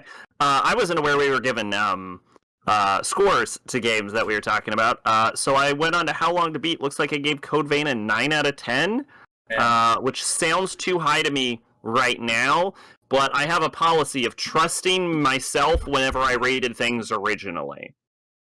I'd definitely be up there with you. From when I played, I'd probably be at like a 9 right now. Yeah, because here's my way of thinking on that, is that like if I've just played it, I probably am remembering enjoying it a lot more than like a month later down the line where I'm like, was that a 9? Oh, I don't know about that. So yeah, I'll believe it's a 9. And a 9 out of 10, probably a low 9 out of 10 though, because if it was higher as a 9, I would definitely remember giving it that high of a score. But yeah, like a 9 out of 10. Thoughts on Grounded? I haven't played it yet, but I do have it downloaded, Pache. I have no thoughts on Grounded. What is that? Grounded is a game. It's made by Obsidian. The guys made like Fallout New Vegas and shit like that, and Outer Worlds and stuff. It's like a survival game where you're actually like super tiny and you basically are in your backyard trying to. It's basically like I don't know. Honey and a Shrink the Kids or Secret World of Ariadne. Basically, yeah, like but with a survival game, yeah. It's very interesting. I'm actually gonna play it tomorrow night on stream. I think maybe. I haven't made up my mind yet. But I'm gonna play that soon. So I'm hoping it's good. I already have it downloaded, so it is kind of like a pre-release type thing. Like it's not they're still kind of working out kinks and stuff like that. Like a early access type deal. So I'm expecting there's gonna be some things wrong with it, but I mean, in any early access game, you can expect that. So that could be interesting. Before we move on to the next tip, what I'm most excited about this month is a new Avengers game coming out. I already pre-ordered it. Beta's August 14th. So you guys will be seeing me play that a lot, probably on and off stream. I'm going to go hard in that game when that game comes out, so it's gonna be a lot of fun. I will probably be talking about that a lot on the next episode. Okay. Just because I'm going to be spending a lot of time with that. You can guarantee I won't touch it, so... That's fair. It's made by Crystal and Square, so... Speaking of tomorrow, Zach's going to finish the horror. Yes, that is true. Tomorrow will be the finale of Danganronpa V3 Killing Harmony. Ooh. That'd be fun. But yeah, anyway, so a 9 out of 10 for me means that I absolutely loved the game. And I thought it was great, and it's a very rare rating because most things don't get 9s out of 10s. So yeah, it's very hard to get above an 8 for me, but there's just some games that like I like Chrono Trigger, for instance, 10 out of 10. Getting a 10 for me is basically impossible. Yeah, Chrono Trigger will be a 10 out of 10 until the day I die. Mega Man X 1, 2, and 3 will be lumped in as a 9. As a trilogy, because I can't read them all one by one. Because those are games that you have to play like sequentially, I think, to get the full story of the entire like X trilogy as a whole. Yeah, I have never given a video game a 10. Yeah. No, getting a 10 for me is very challenging. That's fair. But a 7. Is just because I rate based on enjoyment and not on quality. just because I find that's a more useful metric for me. Zach's very happy to that is very true. I very much look forward to ending Danganronpa. A 7 is just a game that I just generally is something I just generally like. Like, it was a good time, but nothing outstanding. So yeah. There's a lot of games in that for me. I think. I can't think of any off the top of my head right now. Actually, Jedi Fallen Order, I give that a 7, just because like that was a fun game. It was tough because it was kind of Souls-like, but I felt like it kind of like could have been better. So like, I enjoyed it for what it was, but I got the game for free on Black Friday, so that's why I was like, all right, I'll play it. Like, it wasn't a game that I was going to go out and buy, so I probably wouldn't have otherwise. Looking at my 7 out of 10s on how long to beat, it looks like I gave like Silent Hill 2 a 7 out of 10. Oh yeah, Silent Hill is coming, by the way. And Nep 2, Final Fantasy 9, Drakengard 2, things like that. Demon Souls, Dark Souls. Well, 7s. So I gave Dark Souls an 8. I like Dark Souls a lot. It was fun. God, I would never think of giving Dark Souls an 8. I think it was. I enjoyed it. I think for me, I enjoyed it a lot more because I spent so many years not being able to even get to like past Taurus Demon, and then like playing it with you, beating it, and then beating it 3 more times on my own with different things. Oh yeah, Parasite Eve, not Silent Hill. Yeah, Parasite Eve. I do have it. It's ready to go. I have the splitter. I haven't tested out the thing for PS3 yet. But if I can't, I'm gonna try doing it for December. Yeah, Parasite Eve. It's a Christmas game. Really has, yeah. Parasite Eve is coming up. I didn't forget. I didn't forget about you or that. Silent Hill 3 I'm doing in October? Because that's horror month. Yeah, I think that's what you're saying. Yeah, I do a horror month every year. Yeah. I thought about doing that. I can't think of games that would be like a lot of fun for me to play. Really. So like horror games, like I was thinking, like like I could throw in like maybe Zombies Ate My Neighbors, but the game's so fucking long. Yeah, I've got Resident Evil 4, Silent Hill 3, Fatal Frame 1 at the very least are coming up for horror month. I've always wanted to try Fatal Frame. Yeah. I hear 1 you gotta really save your ammo for the last boss, though. Yeah, that's one of the... as soon as I get over my SNES collecting, I'm going to start collecting more for my PS1. Those games and stuff like that. Anytime I go to the local game shop, too, if I see anything like PS1 related, I grab it. Like, that's where I picked up Parasite Eve and shit. So. I got a fair amount of RPGs. Like I got like Legend Dragoon. I got like Final Fantasy 7. I got 9 too. I have like 9's good. Anthology. 9 and 7 are good. Those are the ones to get. I have RPG Maker, which is atrocious on PlayStation, but I got it. Good shit. Yeah. Collecting is fun. So next subject. This is Next topic. Yes, Majora's Mask. Majora's Mask, and I even whipped out Majora's Mask just because homeboy likes to collect shit. You played it on 3DS though, right? Yeah, Majora's Mask on 3DS. All right, let's drop this bomb. Majora's Mask is okay. It's not great. It's not the best Zelda game. It's okay. Does some things right. It's got a lot of annoying bullshit. A lot of unfun, repetitive, annoying bullshit. You have to see the same fucking cutscenes like 1,000 times, and the game makes them faster on a repeat, but you know what it doesn't do? Let you fucking skip them every fucking time. You gotta see the fucking... They interrupt You walking down the street so you can see the goddamn sun come up. I don't care that the sun came up. I'm in the middle of a fucking dungeon right now. Who gives a shit what day it is? I have time. I reset my time like a good boy. Why do I have to watch this shit every fucking day? Why?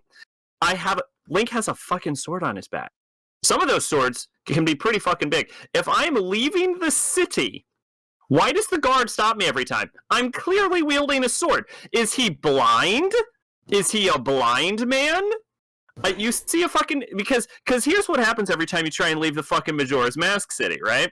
You walk out and the guard's like, no, stop. You can't come out here. You're just a little boy. Oh, I see you have a sword. You're a man. Never mind. Go on ahead. Motherfucker. There's a giant golden fucking shining beacon on my back. You should be able to see it at a distance. What are the standards for fucking Clocktown's goddamn guard's eyesight? -3? Like, the fuck? Well, that comes in. So this game was developed very quickly. I believe it was an 18-month process. 6 months, I believe. Was it 6 months? Holy shit. Yeah, it was really fast. I thought it was a year. It was like shot out with Ocarina resources like Persona 4 was out of Persona 3 resources. they literally just used like the same engine and just created a whole new game. So that's probably one of the reasons why like they're just like, you know what? Shush. We'll just create the same shit. They were also like worried. I remember I don't remember who said it, but they were worried about people trying to like skip, which you can skip past that guard, by the way, if you do a nice little backwards tuck walk through there. You don't even need to talk. No. You just go through. I just get it out of the way, so I don't have to deal with them. Majora's Mask is my favorite my favorite Zelda game. Second only to Twilight Princess. Twilight Princess is good though. Twilight Princess is very good. Majora's Mask was the first Zelda game to replay that I actually had a hard time with. It came out 2001, yeah, so I was like 11. 2001, really? Or was it 2001? It feels so much longer. Is that true? Maybe it was 2000. It was one of the it was either 2002. It was 2000. Okay, it was 2000. So I was 10 years old when this game came out. I blasted through Ocarina of Time with no issues. But October 26th. Yeah, so when it came to this game, it gave me sort of a challenge. I actually had to have my cousin come over and help me with a couple parts, like Grave A Temple. Link's Awakening is amazing. I actually separate my favorites between 2D and 3D Zeldas, or Link's Awakening would be right up there. Absolutely. It's hard to compare the two, in my opinion. I want to get Link's Awakening on Switch. It's really good. Yeah. That was a release date purchase. The Water Temple is so boring. You played the good version of it though, so I don't want to hear it from you. So, does it make it not boring? It's incredibly boring. Incredibly boring, but you know where the fuck to go because you have that color coded shit on the walls. So you know, oh, this is like the red path. I take the red path to go here. Oh, was that an add-on? That was an improvement. Oh wow. The original one does not have that, so I spent hours getting lost in that. It took me literally 2-3 day cycles to get through that fucking dungeon. Because I would keep getting lost, I would keep forgetting where to go. Even now as a fucking adult, I still go in there and play the N64 one and still kind of scratch my head and where the fuck do I go? Same as for the fucking Water Temple in fucking Ocarina of Time, which is hands down the worst fucking temple ever. In any game. Can we talk about water temples in general? Because the water temple in Twilight Princess is really also confusing. I like that one. That one's fine. Can the next Zelda just not have a water temple? It will. How about that? It will. How about we just not do that anymore? It will. There's no way around it. It's a quintessential Zelda trope at this point, and they're not going to not do that. It's been a trope since Link to the Past. Like Link to the Past had an ice temple. That's kind of where it started. And then you had. I don't think the Breath of the Wild water temple was that bad though. No, that one's dumb easy. I hated the fucking air temple though. That one, that one's the worst one in my head. Yeah, fuck the air temple. Yeah, I think it was the one I did last, wasn't it? I usually I go in a circle. I do like the water, mountain, air, and then desert. I go like I did water first. I might have done desert last. I don't know. It wasn't that desert boss. wasn't That boss bad. is the hardest one to me for whatever reason. So I just always say. But yeah, Majora's Mask. There's a lot of repetitive bullshit that they make you do over for no real reason. And talk to people that you don't need to talk to. And also, I'm kind of not fond of the fact that like you can't save everyone and you don't even necessarily clear up all of the problems at the end. Like one of the ending credit scenes is like the mayor's son marrying like his girlfriend, or the mayor's son marrying his girlfriend, but he's still a child. And I'm like, oh, did we not fix that? Because that's a problem that's still happening, I guess. Yo, what's up, Drew? How you doing tonight, bud? Nah, yeah, I can see that. So I think when it comes like to me playing it, I skip the bullshit. I know where like 90% of the masks are by heart. So I 100%ed it. Yeah, it's one of the easier Zelda games to 100% as well. A lot of the hard containers are super easy to get. You don't have to like hunt down Skulltulas because they're all in two condensed spaces. Yeah. The masks are relatively easy to get, except for like 2 of them. They're kind of time consuming. The not the couple feet.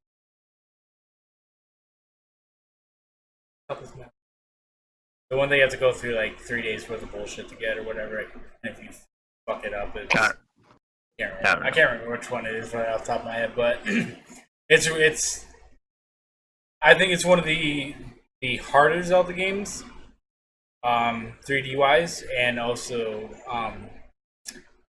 the more unique one too. It's like I like the time travel aspect of it. The time travel aspect is cool, but I feel like it could have been executed way better. Oh, 100%. I felt like if they were actually given like proper development time on this game, it would stand out literally to everyone as probably the best Zelda game. Just because it had everything. Like it had like the creepy, eerie story in it. Like it's a very dark game. Like if you like read like a lot of the dialogue in this game, it's fucking sad and depressing. I read all of it. Yeah, like it was just there's that one guy. He's like, I'm just ready to die. Like I'm just waiting for that moon to come down. Like there's a whole bunch of shit in this game that's just like. Yeah, that one Zora guy who gives you his face just straight dies and then he's just dead forever. Yeah. It's a very mature game, for what it is. I wouldn't say very. It has some mature topics. Correct. Yeah. So like, this came out when I was 10 years old, and like I didn't really understand a lot of it at first. So growing up and playing this game I'd probably beaten this game like 30 plus times at this point. I always find something new every time I play.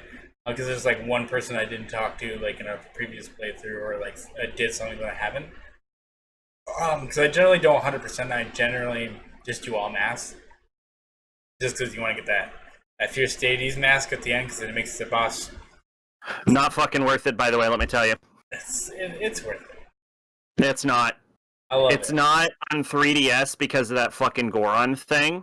The Goron path at the end is almost fucking impossible on 3DS, because in the original version, if you look at the controller design, there's a lock for forward on the analog stick, but the 3DS, or I have a 2DS for example, uses a trackpad. And so the idea when you go on the Goron track is you're supposed to go directly ahead without deviating, so you just bounce off of the chests, but which is a lot easier with a controller with a forward lock. But on a 3DS, because it uses a pad, when you press forward, it is guaranteed to move in a different direction. So you have to recorrect the path that was broken in order to get back on the path as you ping pong around that. And I know that area is a real fucking pain in the original also, but it is made well harder by the fucking pad you have to deal with on 3DS.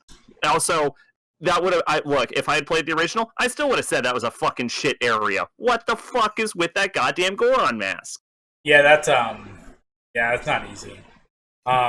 It's fucking awful. I can't believe I did it. I was about to give up, and then I was like, this is the last time, and I just did it perfectly. Yeah, out of nowhere. I'm like, okay, I'll take it. I've never played the 3DS version. I only like sporadically had the 3DS, so I never really got the game and played it on there. But I can see where you're coming from. The 3DS controls like is just not made for any sort of platforming, in my opinion. I've never been a huge fan of it. Like, people swear for it for like Mario 3D Land and shit like that. 3DS version, it does have my favorite cover art. Yeah, 100%. I almost bought the Majora's Mask 3DS when that game launched, but I couldn't. I worked at Target at the time. They're like, you can't buy it until after your shift, and they were sold out literally in 20 minutes. Oh, that sucks. I got it really cheap at GameStop. Because my GameStop card was about to expire, and I'm like, I'm never going to come back to another fucking GameStop. So I bought like $120 worth of games, and I got like, what was it, $80 off? It was $90 off of it. Because I burned all of my GameStop points. It was crazy. And I will say, in Majora's Mask's defense, not every problem I have with the game is exclusive to the 3DS, but there are several problems that I had that I've looked up and are clearly just 3DS issues. One of which was the impossibility of going forward on a fucking 3DS and that goddamn Goron thing at the end of the moon.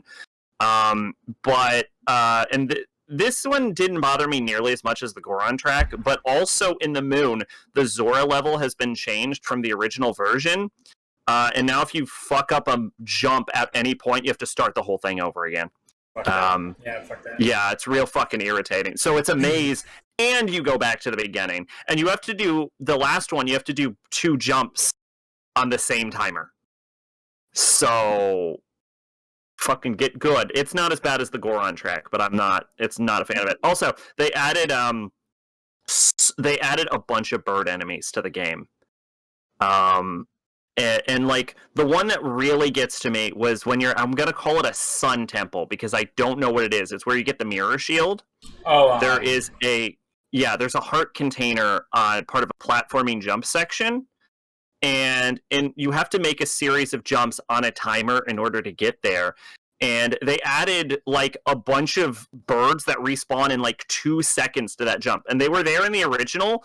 But I looked up a video online because I'm like, I fell like 30 times in a row. I'm like, how the fuck am I supposed to do this? So I look up a video of, someone doing it, and all I could find were videos of the fucking original N64 version where the birds were still there, but there wasn't the constant, like, infinitely spawning ones that, like, spawn on top of the platforms. So they made that jump borderline impossible, and it drove me up the fucking wall.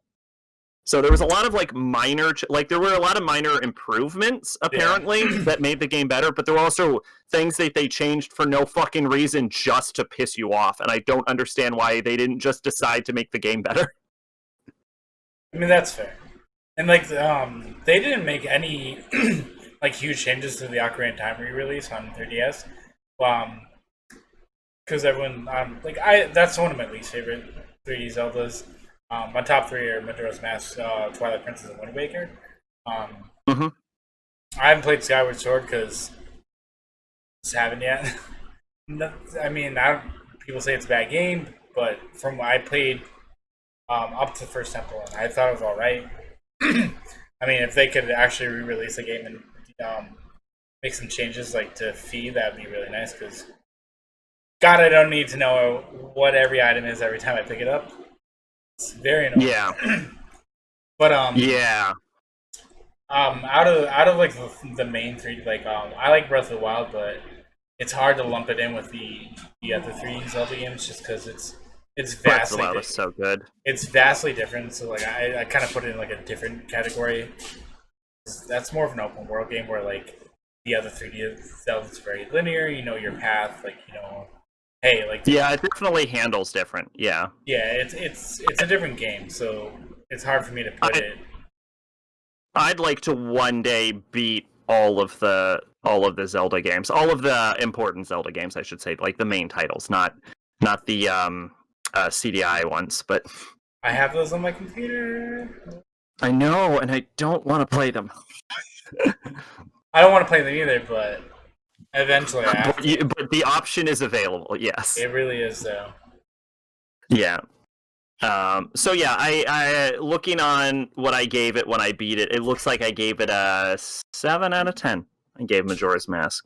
It was a solid game. It was worth playing. I'll probably never touch it again. That's right. Yeah. Yeah. Nobody's a master. There's a lot of frustration. A lot of things to appreciate about it. Some of the NPC storylines were interesting, and then some of them weren't. Yeah, that's right. Too many mini games. Is that a weird complaint? There are too many mini games I don't give a shit about, and I wish I didn't have to do. And like the whole time I kept thinking, wish I didn't have to fucking do this. Like the bomb ones and the. Yeah. Did you do the one on the island or whatever? We have to like hook all of them. Yeah. I 100%ed it. Oh, that's right. Yeah, that's right. Yeah. Yeah. That's fun. The beaver one's fun too. I saw a lot of people complaining about the beaver one. I thought it was really. I had an easy time with it. Yeah, I mean, I see no problem with it. I think people are discouraged. Am weirdly good at swimming, actually. Oh shit! Another change they made to fucking 3DS version is they moved the position of the stone mask. Yeah. Which means that infiltrating the Gerudo pirate base is the hugest pain in the ass. I got in the first time, no problem, and then I fucked around, and then I didn't know where to go, so I got caught, and then I never got in easily again. It just instantly escalated into being a pain in my ass. Also, I had to leave at one point because there's no fucking green potions inside there. Nope, you got to bring potions with you. You also need to make also in 3DS version, you actually get an extra bottle too. So yes, you do. Yeah. So yes, there's a 7th bottle, yeah. Yeah, so, I think I have, generally I try to have 4 bottles by the time I get there, so I have to always make 2 fucking trips. But, 3DS version, I'm pretty sure you can get all 7 before you even get there. So you have a nice... You can't get all 7 before you get there, but I think I had 4, and I think there's only 4 eggs in there, so you can get... So you can get all of the eggs while you're there. Yeah. And then after that, you don't need fucking bottles anymore. So getting the 5th, 6th, and 7th bottle is pointless. But I did it. Useless. Yeah, really, the bottles aren't really only for that part. I shoved them full of fairies from near the water temple area. Oh, yeah, absolutely.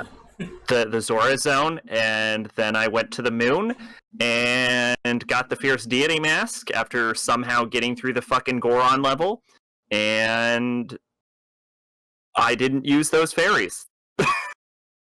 Because you don't need it with the Fierce Deity's mask, you just go in and you slap Majora. Yeah. It is. There's no way you can die. You have to actually try to die if you have the Fierce Deity's mask. I didn't. There was no strategy or tactics. I put the mask on and I hit B, and I just kept hitting B. That's all you need to do. That is the strategy. The strategy is just done. And then you see that final cutscene, you're just like, all right. Fierce Deity reminds me of a conversation I used to have about who would win in a fight in a fictional universe, and the question was, what if you took all versions of Link and smashed them together, and then threw on the Fierce Deity mask and let that Super Link in a Fierce Deity Super Link fight Kratos? Who would win that fight? Kratos. I would lean towards Link. Really? Oh. I would. Now, here's the thing. One of Kratos' biggest things is his intelligence. Link's pretty smart cookie. That's true, too, yeah. Now, Kratos has the brute power, but Link can move really fucking fast in Breath of the Wild. That is true, too, yeah. And I think Link stands a chance at outspeeding Kratos. And with Fierce Deity, he hits like a fucking truck and has a beam laser. I mean, it would be a close fight. But I think Link could take it barely. Now, having said that, I expect to see a death battle done in about a month. That's Link versus Kratos, and also Link has all of his equipment. So keep that in mind. So Kratos would have all this too. So he'd have like. Oh, absolutely, yeah. That'd be an interesting. Well, that would give Kratos the ability to alter time, but that would give Link the ability to alter time. So there you go. Yeah, if you can pull off a song before Kratos slaps him.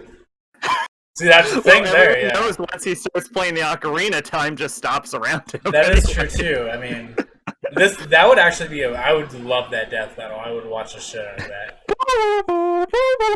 That would be very interesting to watch. Oh, we should make a segment on this show about who would win in a fight and then debate that. But we'll talk about that later. Instead, I think we're ready to move on to our next topic. Unless you have anything to add about Majora's Mask. I love it. I hate that you have to have the expansion pack for it. The what now? The expansion pack to play it on. Oh, on the N64? What the fuck is an expansion pack? The expansion pack was designed for 2 games.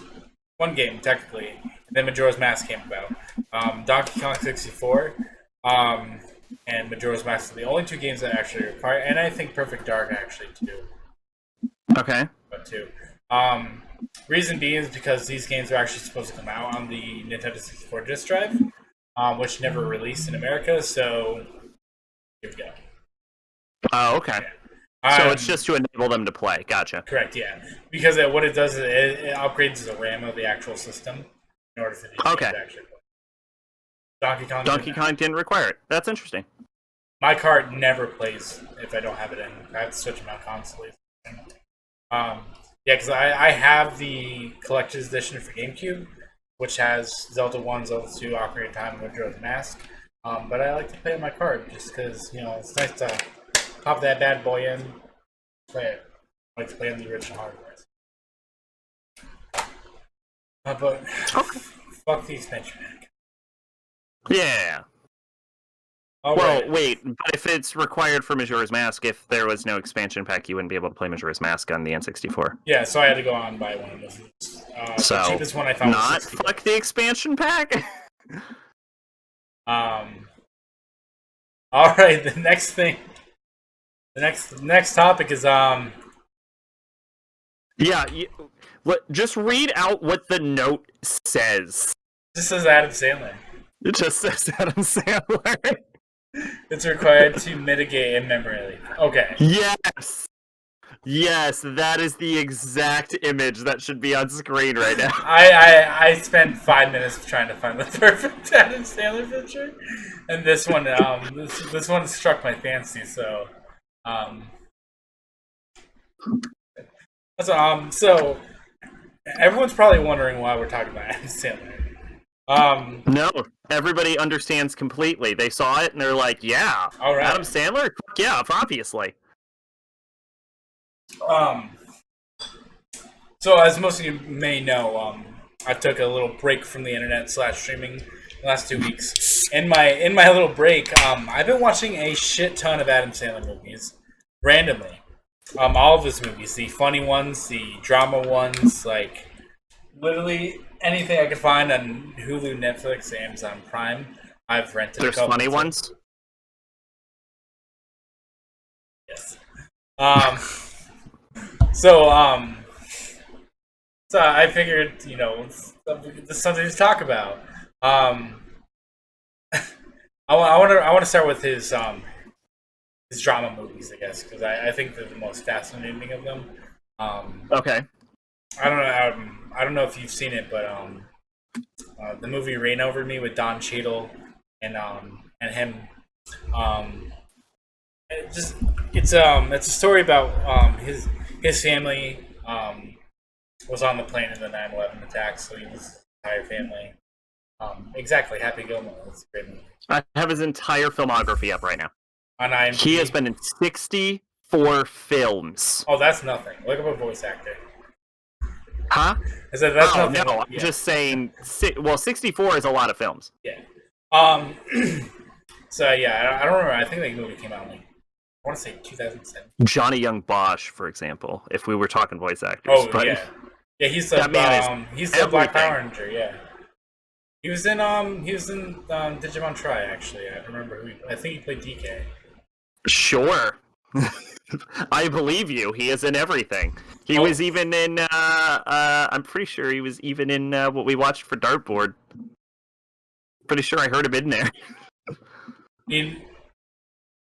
Can you look that up real quick? Because now I need that confirmed because I think you're right. Also, shout out to Yeah, I can look it up. No problem. I have it up. UFO Georgia Peach Beer because it's just fantastic. I'm not paid by them at all. I just really like their product. So anyways, yeah, reign over me. Okay, he's not listed, but he was probably like Soldier A or some shit, I'm sure. Yeah. Yeah, so wow, where was I going with that? Yeah, so that movie it's really good. You see like a different side of it. That was like one of the first movies I remember watching where he like wasn't trying to be like a little jackass and actually play like a serious part in a film. And like he just like the entire time he's also playing Shadow Colossus, which I love so much. Like that's the game they chose to have him play during this movie, and it really sticks out because I love that game. Johnny Young Bosch was he was Black Panther Day, yeah. That's why when like I saw that name, I was like, wait a minute, that sounds very familiar. And he was in the Power Rangers movie and shit. So he's in everything. He's everyone. He is anime. Yeah.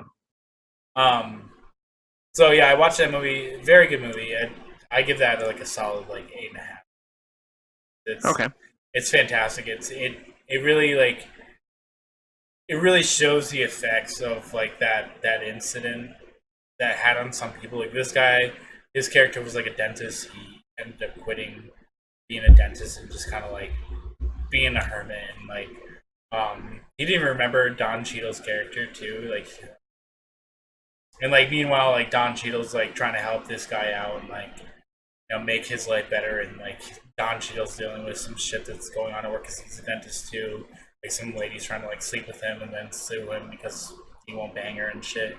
It's a very good movie. It's paced very well. The acting's fantastic.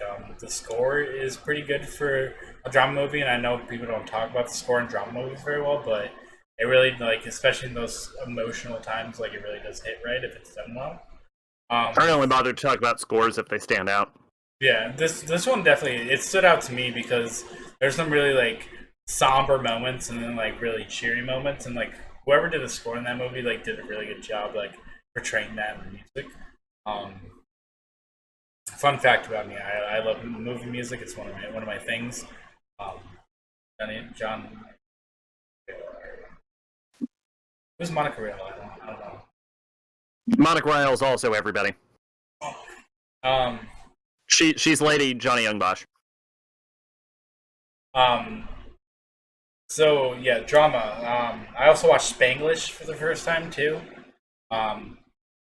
Which for those of you who haven't seen it, Adam Sandler plays a chef,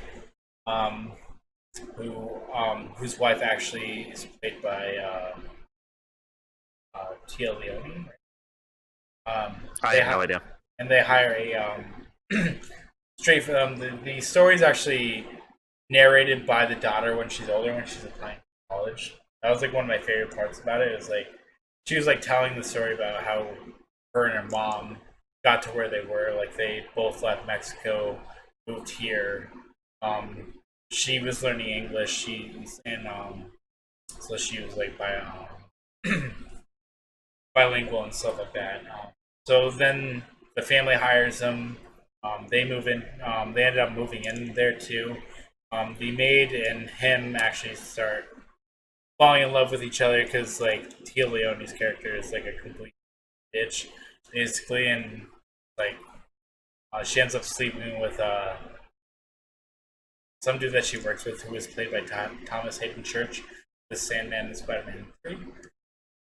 And the reason why I like the end of the movie because Adam Sandler doesn't end up being with this girl. It's just kind of more like she's like, whatever, I learned. She quits and she kind of moves on with her life, and then it shows it at the end of the movie is like the ending statement of like the college application for the daughter. It's a really nice movie. I really liked it. That was like a solid 7 for me. It wasn't It wasn't fantastic, but like it had like some good beats in it, which I really enjoyed. Definitely one of the weaker ones that I watched, but it was still a fun movie. I've been trying to watch like new movies that I haven't seen because there's so many different movies out there that I haven't seen. I've been trying to watch like a whole bunch, and I don't know why, but Adam Sandler was one of those. I was like, I want to watch some of his like movies that I've never seen, but I've seen all his comedy ones. So, the next one I watched was Punch Drunk Love, which actually he doesn't get drunk at all in the movie. Really, it was. So I think that's it's kind of a lie in the name. He's an owner of a. Well, punch drunk is a saying when you're like nauseous and disoriented from being punched a bunch. That's why it's called punch drunk. I guess that happens once in the movie, yeah. So yeah, that story follows Adam Sandler's character who has like 7 sisters or some shit.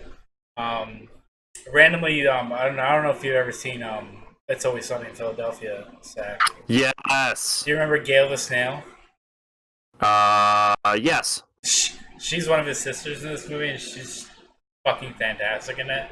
Reprising her role as Gail the Snail. I wish she did. I was hoping for the Gail the Snail like cameo. I did not see it. She didn't spit on anyone. There's no salt.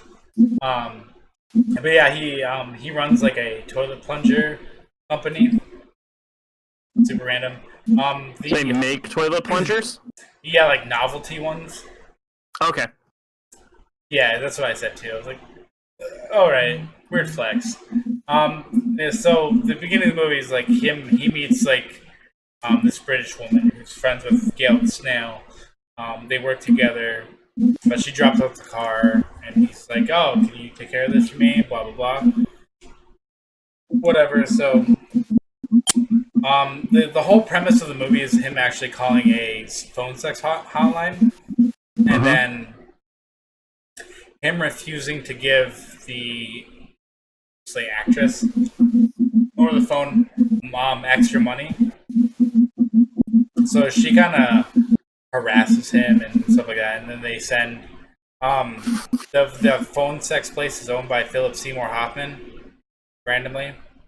He's like in literally 3 scenes of the movie. I don't know. Literally Philip Seymour Hoffman, or like his character. I don't remember his. This is like probably the weakest. Okay. This movie was like the weakest out of all of them I watched because like it's so all over the place. It's like ridiculous, especially with the addition of Philip Seymour Hoffman's character. Like he just literally just shoehorned in because he's like a big actor or whatever. But yes, so they send some guys down there to beat the fuck out of him. Blah blah blah. He ends up going to Hawaii to like follow like the British girl there. Then he comes back and then they like the guys like hit him with their car. And he like just goes nuts on him and beats the shit out of him. Then he goes to Utah, where like Philip Seymour Hoffman's character like works at a fucking mattress store, and then literally just tells him that he's an asshole and then goes away. And that's like the end of the movie. Okay. Yeah, it's basically like a story of a guy who like kind of is lonely and deals with like anger issues, but it's not So, great. all of Adam Sandler's movies. Basically, yeah, except for this one was supposed to be serious, and it does not hit the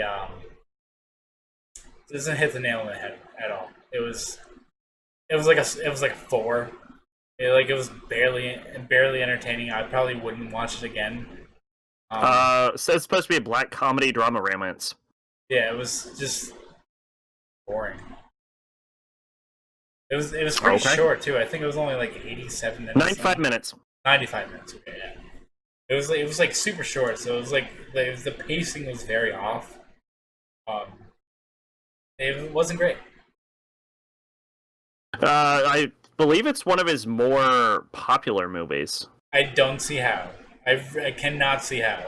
Like Reign Over Me and Spanglish were definitely better. Reign Over Me being like definitely his like best drama movie. I mean, a lot of people like Uncut Gems, but I feel like that's more of like a. I don't see that being like a drama movie. You know what I mean? That's more of a.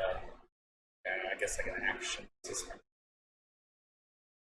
don't really consider that a drama movie. Like it has more. It's like a gangster movie, I guess. Like I would call that more so. Uncut Gems is great. Like I watched parts of it. I was kind of inebriated the first time I actually watched it. So I remember the ending. That's about it. So a lot of people use a lot of hate them. But the comedy movie that I watched, which I've seen it before. I watched That's My Boy with Andy Samberg. And boy, does that movie just hit. That movie slaps. I'm pretty sure I've seen that movie. I love that movie. That movie, it's got Vanilla Ice in it. You can't go wrong with Vanilla Ice. Can't. Right. Yes. Of course you can't.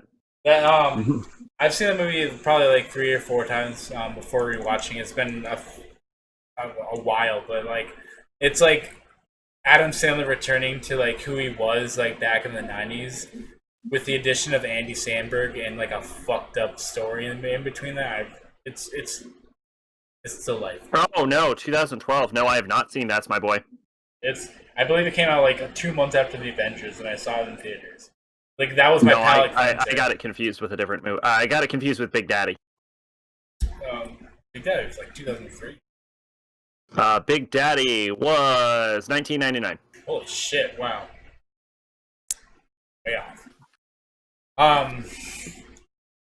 So yeah, like that movie's just fucking hilarious. It's got all the cameos you wanted to. It's got Rex Ryan, who's like a football coach for the New York Jets in it, like randomly, and he's like actually really fucking funny in that movie for whatever reason. And he's like talking about Tom Brady and how much he loves him too, and it's good for people to know who he is and his background to it. That movie's just great. Like I love it. Well, what's the score? That's My Boy gets like a solid 8. It's really funny, but it's hard to give a comedy movie anything higher than an 8 in my opinion. A solid what? Like an 8. Oh, okay, solid 8. Okay. I drank Vanilla Ice because I won't drink. I just won't call Vanilla Ice. Yeah, for me, it's hard to give a comedy movie like anything over an 8, just because like. There's not a lot of substance to a comedy movie. It's more like it's there to be funny or a romantic comedy. It's hard. You're like, oh yeah. Comedy's one of my favorite genres. It's mine too, and that's why like it's hard like to like if they're like so Marvel movies, for instance, like they mix comedy into them and they're good action movies as well. It's easy for me to be like, okay, like Winter Soldier's a 10 out of 10 because it's a great action movie that has like comedies like spliced into it. But when I look at a movie like That's My Boy or like Blazing Saddles, Spaceballs, like I can go down the list. Like it's hard for me to be like this is a 10 out of 10. There's always going to be like either like a pacing issue, like when you're in one genre, like in my opinion, it's hard to be like you have to be really good at that one genre in order for it to actually slap. Yeah. Yeah. Yeah, you're saying comedy's better as like a spice than a main course. It really is. Like romantic comedies, like they're great, but like I kind of lump those into comedies too, because like it's just comedy with like a story that you've already seen in there. But like I was saying, like case in point, like something like that, or like maybe even I can't think of anything else right now. Like there's horror movies and stuff that throw some comedy in there that turn out to be kind of funny and like still kind of good. You know, like Friday or Nightmare on Elm Street. Like there's some funny moments when Freddy Krueger is trying to like kill people in their dreams, but it's still a good horror movie. But I don't think comedy should mix with horror. I don't think it works well. I think it works well if it's done correctly. If it's shoehorned in. Like we were actually talking about House of Wax the other night. I don't know if you ever seen that movie. I have. It was okay. I did not like that movie. I couldn't even say that's but like I think Paris Hilton's character and like Jared, I don't even remember the names, but like I think there was like some like shoehorn jokes and I'm just like, you know, it really depends. Like that's why I love I always bring up Nightmare on Elm Street when it comes to like horror and comedy, just because Robert Englund plays such a scary character but he can also like do a quip.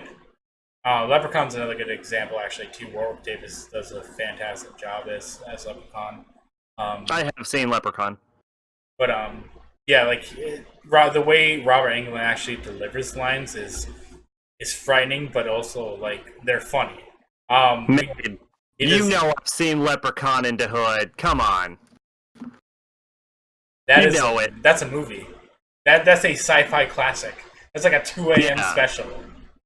Yeah, but like, because the issue with comedy and horror is that horror is all about tension and suspense, whereas comedy is similarly about tension and suspense, but it's also about releasing that tension. Yeah. Whereas horror wants to build the tension as high as possible. And so the two genres are inherently conflicted with each other. Because once that tension is released as part of the comedy, you can't get it back for the horror. So I've never really seen comedy and horror done well. Just because there's such an inherent conflict between the two genres. Hey, and I know there are a lot of people that'll disagree with me on that, but the way most films handle it is either there's horror scenes or there's comedy scenes, or there's a horror comedy, but really it's just spoofing on horror movies. It's not in and of itself an actual horror movie. Yeah. Or like any of the trauma films too. The what now?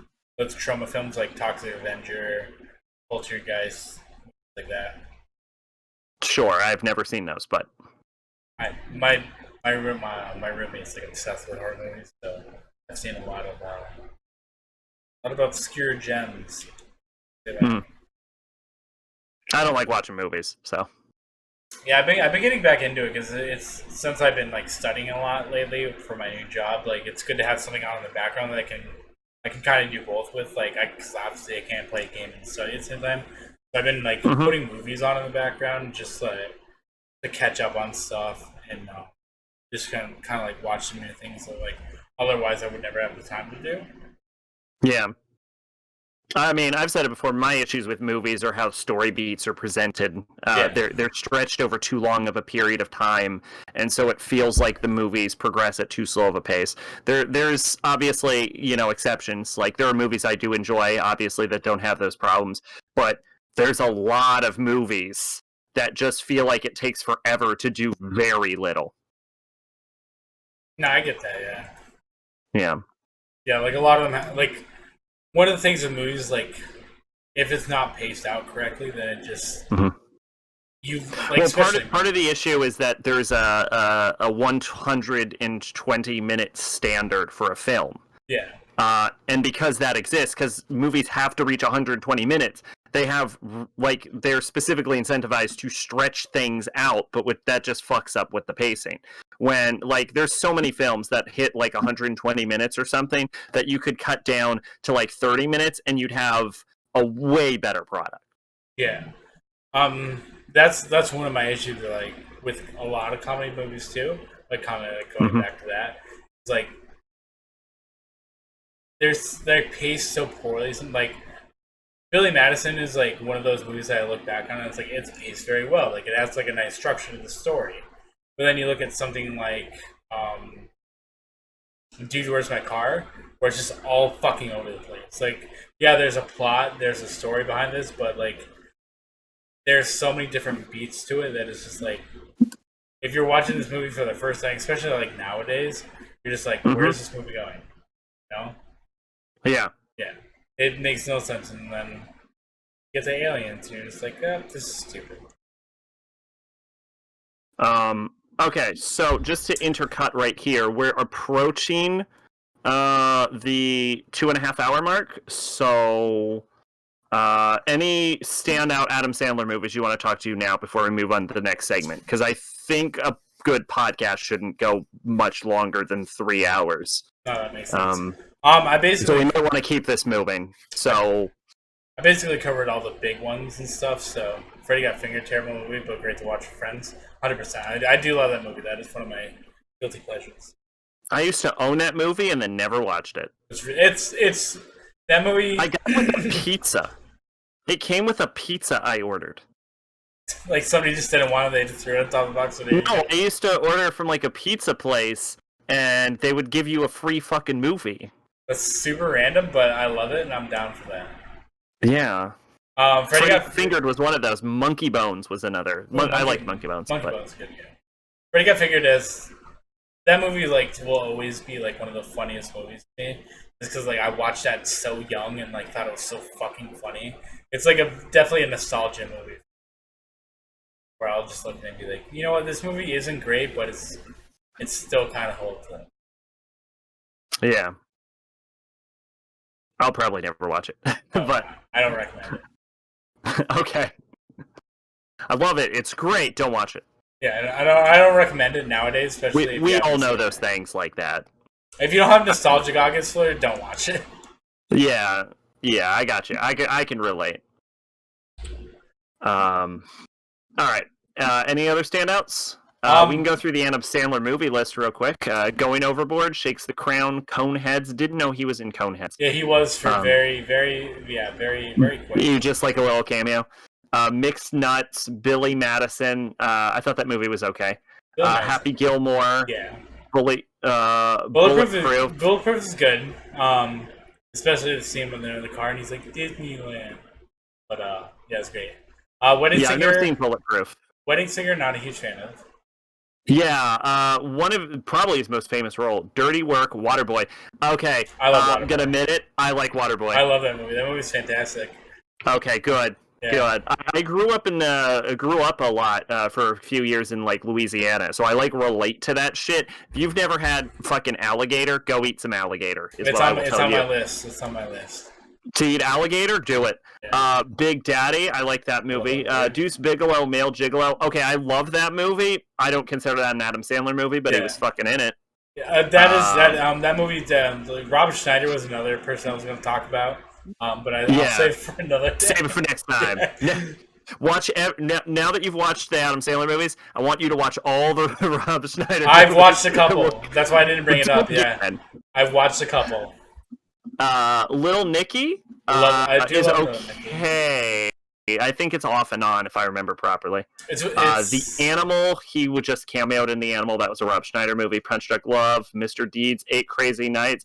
8 Crazy Nights gets a lot of shit. I think it's an all-right movie. I don't have any problem with that. That is one of my go-to Christmas/Hanukkah movies. Hot Chick is Rob Schneider. Pauly Shore is dead. He voice cameoed. Couch, don't know what that is. Anger Management. Anger Management's an all-right movie. I've never really been huge on that movie. Just I think like the parts with John C. Reilly are pretty good in it, but other than that, I mean, that was at the point where he started making the same fucking movie over and over again. I think it's very similar to like a Happy Gilmore or 50 First Dates. I actually like it because I do like. I have a soft spot for romantic comedies. It's my. I love Drew Barrymore too. So like anything with Drew Barrymore is just like. Yeah, but that's one of my grandma's favorite movies. Really? Yeah. Good taste. Spanglish, you already talked about. Longest Yard is. I like that movie.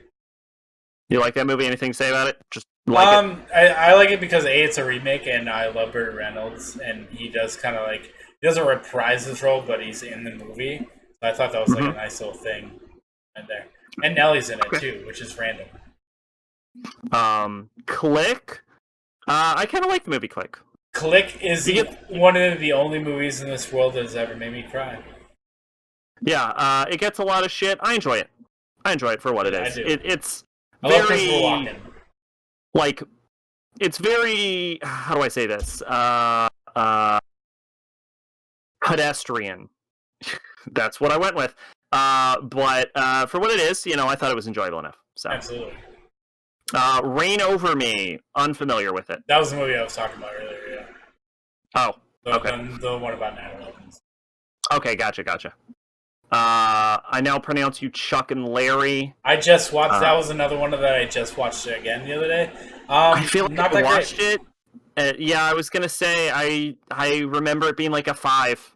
That movie does not hold up now, just because the kind of the climate that we're in nowadays. But That movie definitely Yeah. does all of I'm not sure it held up in 2007. Don't Mess with the Zohan. I love that movie. I've seen clips from it, and I could tell it was not for me. Bedtime Stories. I seen it once. I watched it with some children. I didn't think it was that great. Okay. Funny People. He gets a lot of credit for Funny People. That movie is that from top to bottom. That movie's good. I'm sorry, you cut out for me. I said from top to bottom, it's a great movie. It's got comedy, it's got drama, it's got Seth Rogen in it, and my girl Aubrey Plaza. So yeah, I remember when Funny People came out, people were like, "He's back." Yeah, like literally though, yeah. He's back. Oh, 100%. And then he kept making movies, and people are like, "Nope, we were wrong. We were wrong. Retreat on that. He's not." Oh back. yeah. When this as soon as they keep going up. Grown Ups. I hated that movie. I thought it was. I don't think I've seen it. Yeah, not a fan of it. Just go with it. I actually really like that movie. That was with Jennifer Aniston. Zookeeper, he is in, but that's not a Kevin his movie. Smith movie. Yeah. Jack and Jill. Nope. Is a movie where people are like, okay, he has officially hit the bottom of the barrel. Nope. No it thanks. Cannot go lower than this movie. Nope. Hotel Transylvania gets a lot of credit for it, to the point where people will be like, oh yeah, he's like the main guy in Hotel Transylvania. They'll be like, what? All right, so Sandler can make a good movie. I've never seen it, but I know it's very well acclaimed. So as a father, to the point where people at this point are just saying he should just keep making Hotel Transylvania. Okay, so to kind of like get all this stuff out of the way, number one is good. The rest of them, not good.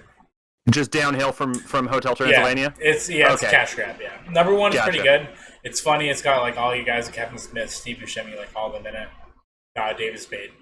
But after the first one, it's just kind of like the same bullshit. Yeah, I don't watch many kids movies. Grown Ups 2. Nope. Blended. Blended was good. I was with Drew Barrymore again. I believe that was a movie where people said that very clearly Happy Madison is just a scam for Adam Sandler to go on dates with Drew Barrymore and his friends.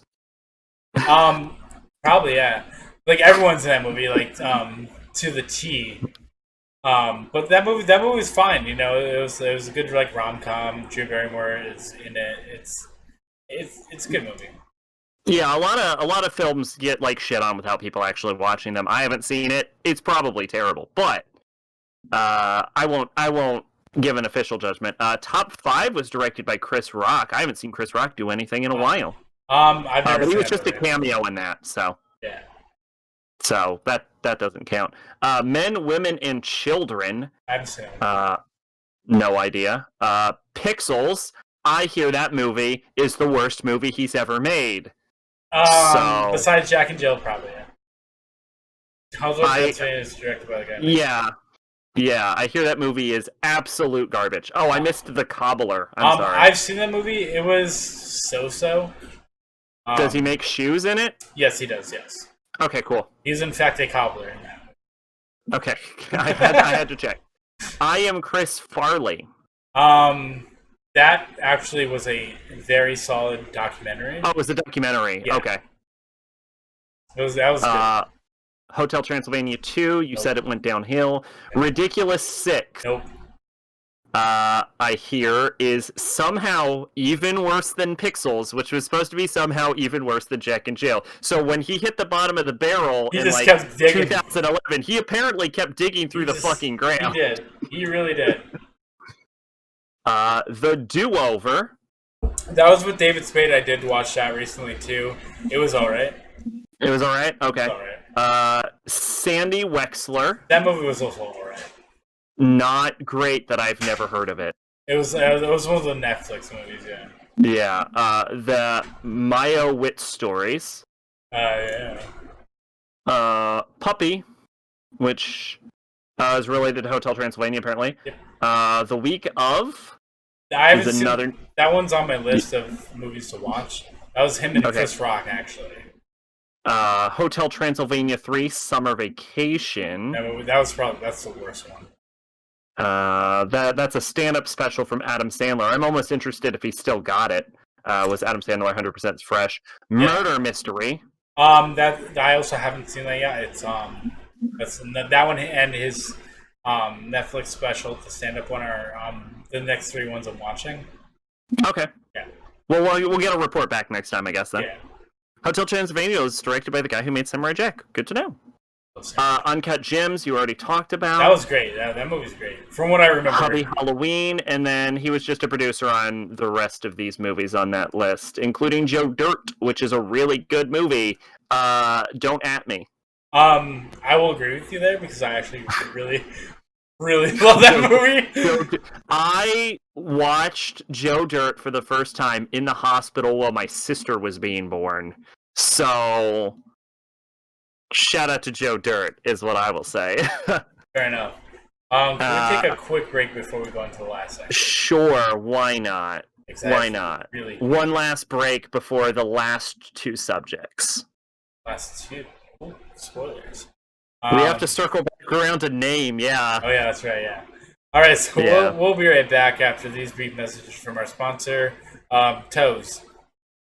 Just Toes. Toes? Yep, just Toes. Toes. Gotta lick them. We'll be right back. Whew. Alright, so, the final topic of tonight. All right, here we go. Well, we ready? Second to last. Yeah, let me switch over. Boom. Done it. Boom. Boom. Okay.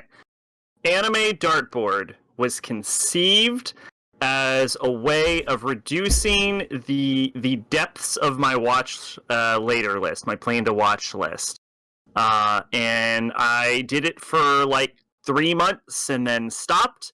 And this here is the revival. It is an anime book club where once a month we randomly select one anime live to watch from a list of like 93 anime I have, with the current qualifications of the list being a maximum of 13 episodes and dubbed.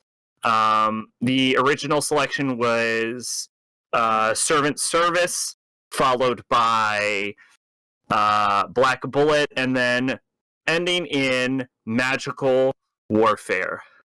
It failed horribly because Zach's watch list is a hellhole. So we'll talk about Magical Warfare, and then afterwards we will be selecting the next anime to watch as part of the anime dartboard. And I already have the wheel of names up right now with the list fired to go. So let's talk about Magical Warfare. What do I... crap. Yeah, what can I say?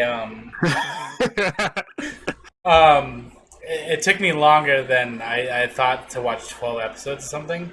It's because it was... Yeah. It was just... Because it was crap. It was so bad. It was, yeah. You know what? It's like getting jumped into a gang, isn't it? I told you you were going to be dragged kicking and screaming into weebdom, and now you're taking your lumps. Yeah. So you're not going to pull out a gym every time. That is true. So a brief description of my anime background. I'm a huge fan of Dragon Ball Z. I've watched all of Naruto and Naruto Shippuden, a good 400 episodes of One Piece, all of Death Note. You know, like the standard shit. So watching this, he's a normie. I am basically. I watched Show Leader too. He's a fresh normie. And some Food Wars, you know, like JoJo's. So I'm very much on the normie side of things. So watching this, like, I have such a respect for other things.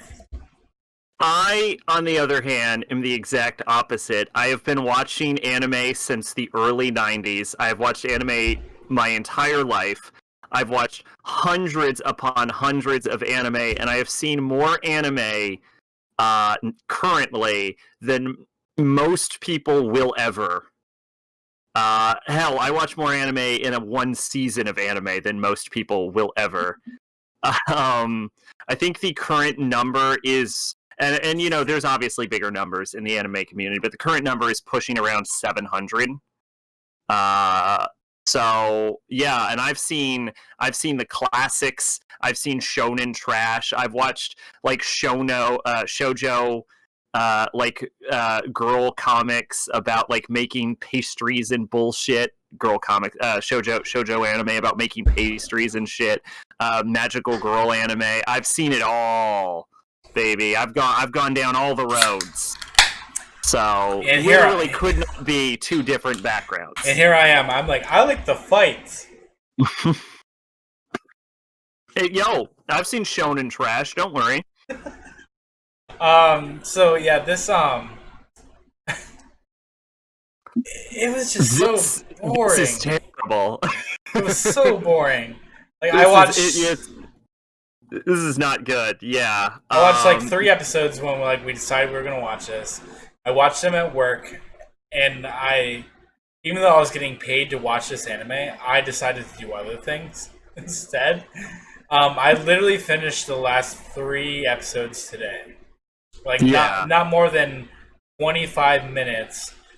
Explosion. Not more than 25 minutes of going live, I finished this just so I could talk about it tonight. Where do we even start with this? Okay, well, first off, let's talk about the statement. I watched like 3 episodes at work because coincidentally, this was the 3rd poll for the original anime dartboard on my Discord. Yeah. And I watched 1 episode of this show and then didn't touch it again for like 30 years. It was. You watched the sub version though, right? Huh? Did you watch the sub version? Or the No, I dubbed watched the dubbed version. Okay, so we watched the same version. I'm with you on this ride. Okay. Yeah. One of the voice actors is Juliet Simmons or Juby Phonic on YouTube. Does a lot of cover songs. She's really good, and I watched her on YouTube well before I ever watched this piece of crap. Still subbed, so that's worth noting. I'm very excited. I don't have to watch season 2 of this. Yeah, they didn't make one. Yeah. It started off like the first episode I was like, okay, maybe this won't be so bad. Then I got to episode 2. That's when I'm like, ooh, this quality is really going downhill. Yeah. The voice acting I thought was fine in it. It was more like the entire fucking everything else. Yeah, it's pretty standard voice acting. I'm going to let you guess why this was even on the list. I don't know. The title?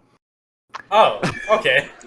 Just magical warfare. I was like, that could be interesting. The title would be the one thing. When you told me the title of the show, I was like, this is kind of like a very boring title. Like, yeah. It's very standard. Like when you hear like specifically, there was a Tokyo Ravens AMV on YouTube that also used the title Magical Warfare, and when I saw there was an anime called Magical Warfare, I was like, fuck it. Yeah, I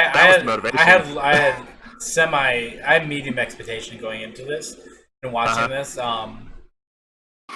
But God, is it bad? So bad. Oh yeah. Yeah. Here's the fun part though. Now you know we could pull anything out of here. Now what I want to come out of this next one is a hidden gem.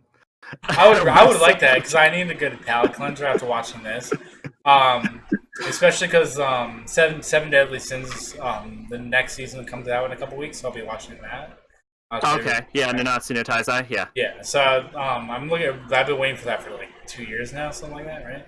Yeah, it's been a while. Yeah. I think what I'm gonna do with these is I'm gonna try and get the dart out of the way as fast as possible, and then just watch whatever I'm gonna watch. Yeah. It is worth noting. Let's talk about the characters a little bit. The fire destruction magic guy looks so much like fucking Gilgamesh that every time I see him, it fucking throws me. Like even on the screen right now, he looks like goddamn Gilgamesh. Like Gilgamesh from like fucking Fate's Day. Oh, I thought you were gonna say from Smurfs. No, from Fate's Day. I haven't He seen looks exactly like fucking Gilgamesh. But Gilgamesh is a way cooler character. The main love interest in this, the black-haired girl, is so boring that I bet you couldn't name a single personality trait she has other than she wants to fuck her brother. I will wait. There you go. The blonde, who is like the girlfriend to the main character, Shoshima or whatever. is like, she is a bit bitchy, and I will say that, but I feel so fucking bad for her because the main character is such an asshole to her throughout the entire fucking show. Yeah, except for the last like 2 episodes. Yeah. Well, I'll get more to the last couple episodes in a little bit, but there's... Oh, I mean, full spoilers on. I mean, that's the point of Dark so but okay, well, let me get out of the way now. Like, episode 11 ends, and they're trying to find her, and then episode 12 starts, and he's just finding his brother. yeah, Like, where's his segue to that? I thought I missed an episode. I like went back to episode 11 to like make sure that I didn't like skip episode 11, and I was like, well, they went to attack the Ghost Whisper base to reclaim her, and then he ran into the brother. I must have not paid attention to that part because I really did You know not. what? I don't even blame you. Oh, yeah, yeah. No, they did attack the Ghost Whisper base after the brother kidnapped her in the previous episode. But yeah, the main character is such an asshole to her. And, you know, she's a little bit of a bitch and she's a bit manipulative herself, but Jesus Christ, man. Yeah. Like, he doesn't even call her by her first name, and they've known each other since childhood. Yeah. And I'm not sure if you're aware of this. That's a big fucking thing, especially because he used to call her by her first name. Yeah, like I thought that like the subplot where like she and him like were only boyfriend and girlfriend because like we're like fake dating. Yeah. I was like, what the... I think it was supposed to like redeem him for like trying to like hit on this like new girl when he already had a girlfriend. But one of the issues with that is that this fucking dude literally just met Brocon girl whose name I don't even remember. She's a Brocon. Just met. Is it? Yeah. Sure. Just met Mui Aiba. Mui, yeah, just met Mui.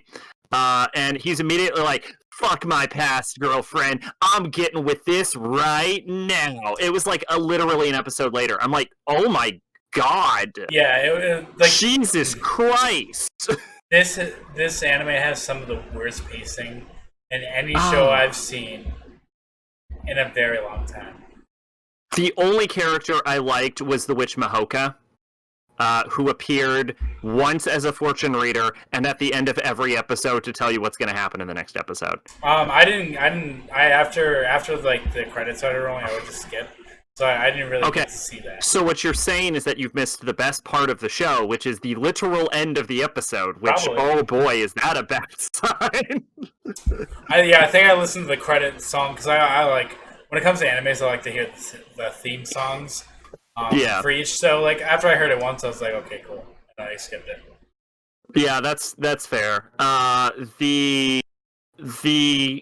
It's I don't want to call it generic, or it's very bland though. You know what I'm saying? The music, like, it has its like, it tells the story in ways that aren't necessarily constant retreads of other stories. Yeah. But it doesn't do it in an interesting way, so it doesn't matter. And it reminds me of like a common editor complaint, which is that you turn in your draft, your manuscript to an editor, and they'll say, "Okay, I've got some good news and some bad news. The good news is your story was both unique and interesting. Unfortunately, the parts that were interesting weren't unique, and the parts that were unique weren't interesting." I feel like if they had maybe doubled the episodes, it could have been a little bit better. Because it was definitely a rush, like 12 episodes to like kind of like set up like the main antagonist, which ended up being his brother. Did it? What the fuck was Ghost Whisper up to? Nobody knows. Like they wanted to reveal magic to the world. I don't even remember that. Why did they want to do that? Plot. Yeah, I don't know either. But then we got to talk about the elephant in the room. Episode 12. The main character and his brother get hit with a black hole and then are sent 10 years back in the past to attend school with the main villains, and then presumably the main character is actually the main villain the whole time. because he has the fucking picture of his childhood friend that she gives him in episode 4, the main villain has, but it's been aged 10 years because the black hole shot him back in time.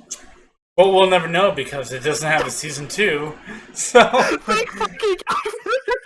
so like that's why like when I like when I was like looking it up, somebody was like somebody said something about the cliffhanger, but I didn't read it because obviously spoilers. So I was like, oh, I wonder what the cliffhanger is. And then when I got to it, I was like, thank fucking God this is season 2. Oh my God. Don't worry. If this was on season 2, I would not have thrown season 2 back on the dartboard list. That's fair. Like, I feel like maybe like there's probably a manga that goes with it. It's probably like way better. I think it's a novel, isn't it? Something like that. Yeah. Yeah, it's a novel. Yeah, it's a novel series. What's up, Saz? How you doing, bro? I won't be fucking reading it, but no thanks. So yeah, I've had enough of this. I watched 3 episodes today. yeah. I've Magical Warfare, there was nothing, not good. There was nothing redeeming about it. Mm-hmm. I would agree with that. Well, Mahoko's okay, but I don't think she redeems it, for sure. See, I missed that part, so... Yeah, you missed the end of the episode, which is the only good part, which is the preview for the next episode. It was about the fortune teller girl from, like, episode 2, and for episode 3, and she gave the preview for the next episode, and as it started going on, they started running out of budget. So I was more invested in the end credit scenes than anything. And they started running out of budget for the previews, and at the end she gets fired. Well, the whole cast got fired, so... Yes. They were apparently planning to make a season 2, but the author didn't want them to, so... Can we talk about how it's called Subaru Magic Academy, too? Oh my god, is it? Well, Subaru is just a name. It's in Japan, so like the main character of ReZero is also named Subaru. Oh, okay. Trust me, there's jokes about that. You call, you go phase. I'm glad this is over. Yeah, this was terrible. It's pretty bad. 4 out of 10. That's what I gave it. I think because I missed the end credits stuff, so I'll give it a 3. You give it a 3? I'll give it a 3. Yeah, it wasn't fun to watch. The voice acting was pretty good, but it wasn't great. I mean, there was only like that one notable person in it, really. Yeah. Like I'm looking at it right now, and I don't see anyone that I actually know that was in it. So like, it was just boring. I'm sure there were quite a few people in it like that were important. The brother angle was like, it's so overdone. John, let's see, Allison Simmons. No, I don't know who that is. Yeah, Juliet Simmons. Yeah. Yeah, Juliet Simmons is in there. Sarah Ornelas, I don't know who that is. Gabriel Rage. Okay, you know what? I don't know who these people are. Scott Gibbs. He sounds familiar. Nancy Tony. Yeah, you're right. I have no idea who these fucking people are. Yeah, and like Clint Beckham. I'm looking at like the episode order list. Like David Wald. David Wald, I think, is pretty famous. The episode list. The release date for the first episode was 2011, November 25th. The second episode, March 23rd, 2012. Third episode, 2011. The show started airing January 10th, 2014. Oh, maybe I'm looking. Yeah, it was a winter 2014 show. Maybe I'm looking at. Oh, that's a novel. That's why. Okay. Okay. Yeah. There we go. Okay. Yeah. Yeah. Studio Madhouse. Yep. Okay. Any last minute fucking statements about this piece? Oh yeah, they tried to do a morally gray tint on the war, which I think they succeeded at, but unfortunately the war wasn't interesting, so nobody cared. The war was 35 seconds of the last episode. Yeah. So even if they did successfully make it morally gray, who gave a shit? We okay? Is that everything? That I have nothing else to say about that. All I'm excited right, to see what we have next. So Okay. Okay. So I have the list here on Wheel of Names. I don't think there's any way for me to show. Well, I could put it. Well, okay. So here's the thing. I could put it on screen capture, but I don't think that's going to solve the problem. So I'll just shuffle it 3 times and read it out. okay. 1, 2, 3. Click to spin. 93 options. Has to be dubbed. 13 episode maximum. We've got. Oh no. The Sky Crawlers. The Sky Crawlers. Okay. Oh, I'm sorry.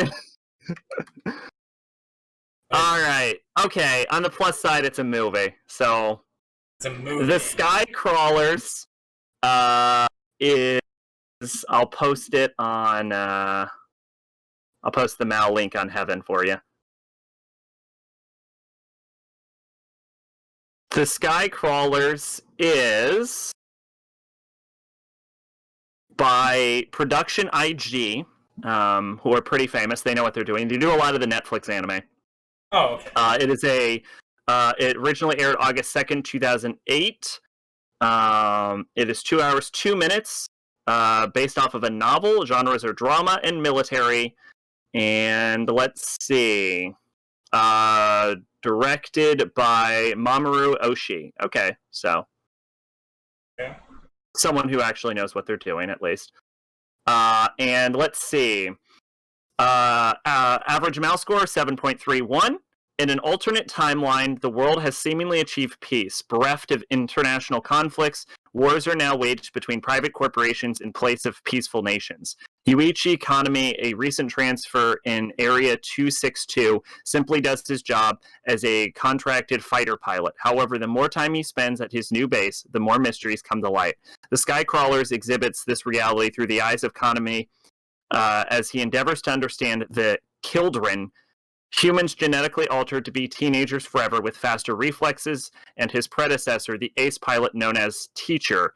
However, what troubles Kanami the most is how all of this connects to the base commander, Suihito Kusanagi. Area 262 has the answers, but the truth comes with the price. The young pilot may not be ready to pay.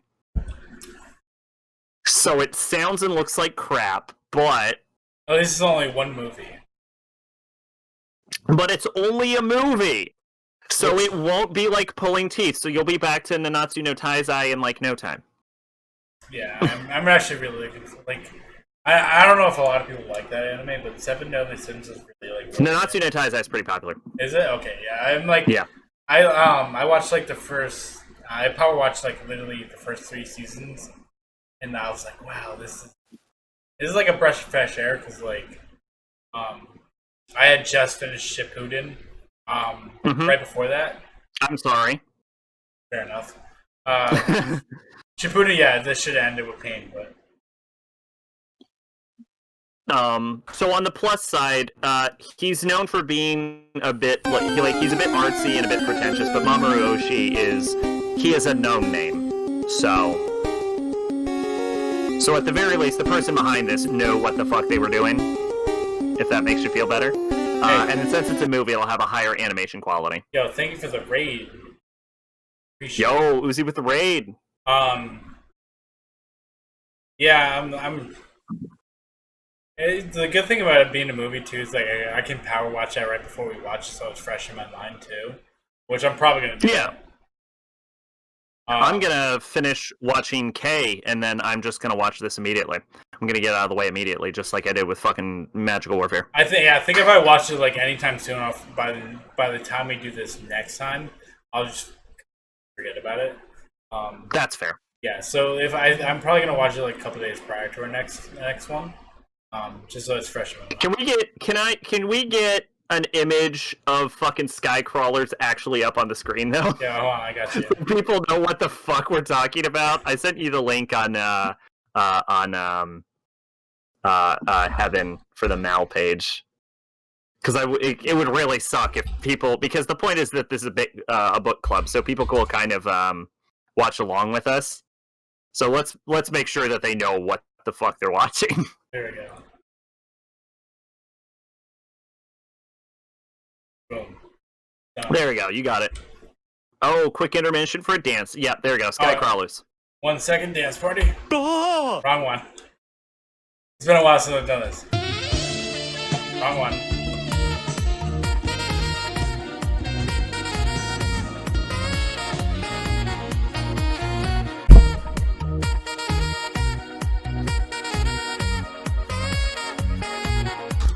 Alright. I hit every wrong button before I got the right one. So yes, that's gonna be the next one. All right, every day could be your last. Live life like there's no tomorrow. The Skycrawlers. I mean, the animation looks pretty good. Thank you for the 69. Yeah, it's a movie. Movie animation is always better than TV animation. Oh, that's 100%. Unless you're KyoAni, and then you can just output movie animation as a TV anime because you have all of the money on the planet. Yeah, like I finally watched the Dragon Ball Super Broly movie, and boy, was the animation. I thought you were gonna say you watched fucking Violet Evergarden, but no, not even close. oh, okay. No, yeah, I watched. I rented it, and like the animation in that is like just ridiculous. Like some of the 3D, 2D shit that they do is like. And that movie is way better than the original Broly movie. But yeah, Skycrawlers. All right. Hell yeah. Well, we'll see. Looks okay. So that brings us back to topic 1. What the fuck are we calling this goddamn podcast? It looks like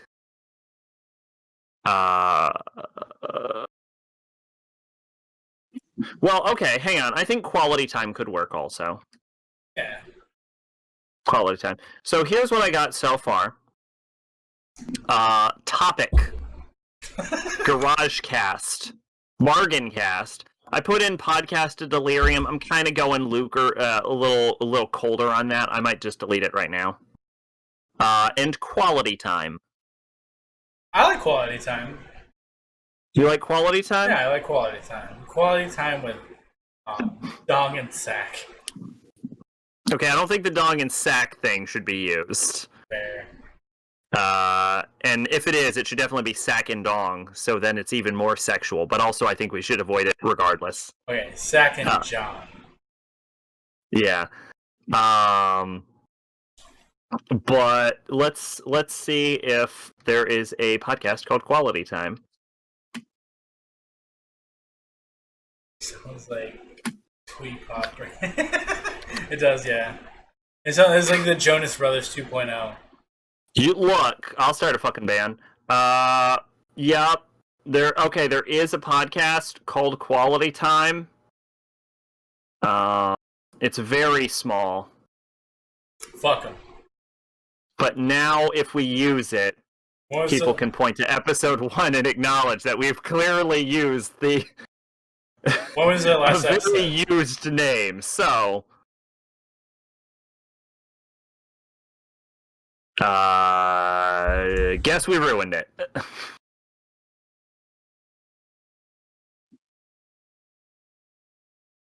Now, if we could change quality time a little bit, like keep the spirit of it. Bargain Cast is a website that I don't think anyone owns, so we could use Bargain Cast. I like that one too. I like all of them. I like all of them.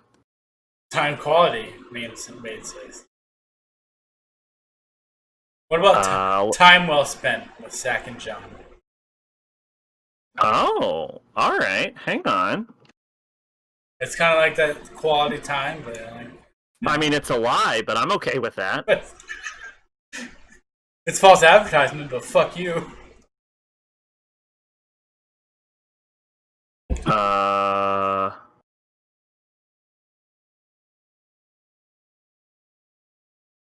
Yeah, no, that one's taken.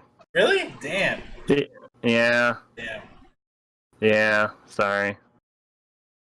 Oh, no, February 28th, 2020. Damn. Yeah, this year. I was gonna say it might have gone into disuse. I feel like if it's in disuse, we're allowed to steal it. That's fair. You're not using your name. We can take your name. Damn it. Thought I had something then. Yeah, it appears to be triannual. Darn. GarageCast seems open. Drafts back. Par excellence time. That sounds hard. That sounds hard to market. Let's just look up Topic Podcast. Yeah, I think the simplicity of it. Just yeah. What is that? Is that fucking? I don't. All right. So the only issue is this is going to be impossible to search. Perfect. But I am pretty confident no one has called their podcast Topic before. So if we're okay with it being completely unsearchable. What about the topical cast? Yeah. Topical cast. Okay. Yeah. Nothing we talk about is ever topical, but again, I'm okay with lying. Exactly, yeah. It's false advertisement 101. Give the people what they think they want, and then take it away from you. There is a topical podcast. God damn it. There's only one episode. It is very small. And episode 1 is called KSI Album Reviews and COVID-19 Theories. So it's bullshit. It's a very fresh. I don't think we could call it Hot Topic. I want to be very clear. I know that's a good name. I am confident we cannot use that name. I am confident Hot Topic will not fly. What about Cold Topic? Cool. Yeah, cold. Tepid Topic Podcast. I actually kind of like that. The Sean John podcast. To the best of my knowledge, Cold Topic Podcast is not taken. Cold Topic. What about lukewarm topic? Lukewarm topic. I think that's too wordy. Yeah, Cold Topic is not taken. Slightly room temperature podcast. Let me look up the warm topic. I'll hit all the variants. Cold is not. Cold is open. I don't think warm topic is taken either. What about tee-hee topic? Well, that's your branding. We're not gonna call it the Hope Topic. Despair Boys for Life Topic Podcast. I'm actually the totally Despair Cast. Now I almost wish I had a podcast called the Despair Cast, but Envoy topic. Tepid Topic. Yeah, that's what I said. Tepid Topic. I feel like a lot of people don't know what tepid means. Isn't that part of the fun? I don't get it. I don't get it. I don't understand what the things are trying to say. You are fucking shitting me. But it's really a thing. It's taken. Cold topic it is. Cold Topic Podcast. This podcast has been brought to you by the Despair Boys. Despair Boys. Fucking chop your head off with a saw. Hell yeah. Sponsored by Despair Juice. Yeah. Spare Boys for life. Okay, Cold Topic. Cold topic I it kinda is. like it. I And get it's it. accurate. It's not even a lie. Nothing we talk about is relevant. I mean, the most relevant thing was probably Paper Mario because it just came out. Yeah. But, like, when other did than that come like, out, by the way? A week ago, yeah. Okay, all Literally right, last okay, Friday, John. yeah. Getting a little hot then, aren't we? Yeah, too hot. Gotta watch it. I mean, literally though, I'm probably gonna go nuts over. Probably gonna fangirl over Avengers next time because that game looks so much fun, and I'm gonna play so much. All right. So yeah, I think we did it. Cold topic. Cold topic. Here, I'll fucking write it in heaven so we goddamn know. The podcast name is Cold Topic. And if anyone wants to make any graphics for that, please let us know. Because I'm not very artsy fartsy. There we go. Cold topic. Cold topic. It's great. It's gonna be exciting. I guess good to wrap. Yeah, we're gonna wrap it up. So I want to thank everyone. Zach also wants to thank everyone for being here today, hanging out, have a good time. Thank you for the raids. Thank you for the bits. Thank you for the subs. Next month we'll be on Zach's channel. I will post all the links in Discord and stuff like that for that. There's Zach's link right there. Yeah, we're gonna alternate. So I'll take evens. John will take odds. And this is very important that we establish the schedule. We're gonna be doing this at 9 p.m. on the first Saturday of the month because people have to know that. Yes, first Saturday of the month, 9 p.m. every month. Yeah. Until the sun explodes. Which may be soon. Then we're going to take a week. Then we're going to take a month off, and then we'll be doing it on in the Sirius star system. Correct. Drops the Jupiter in her head. We're going to fly Jupiter to a different star system. It'll be our spaceship, and we'll use it as our set. I'll be Scooby-Doo.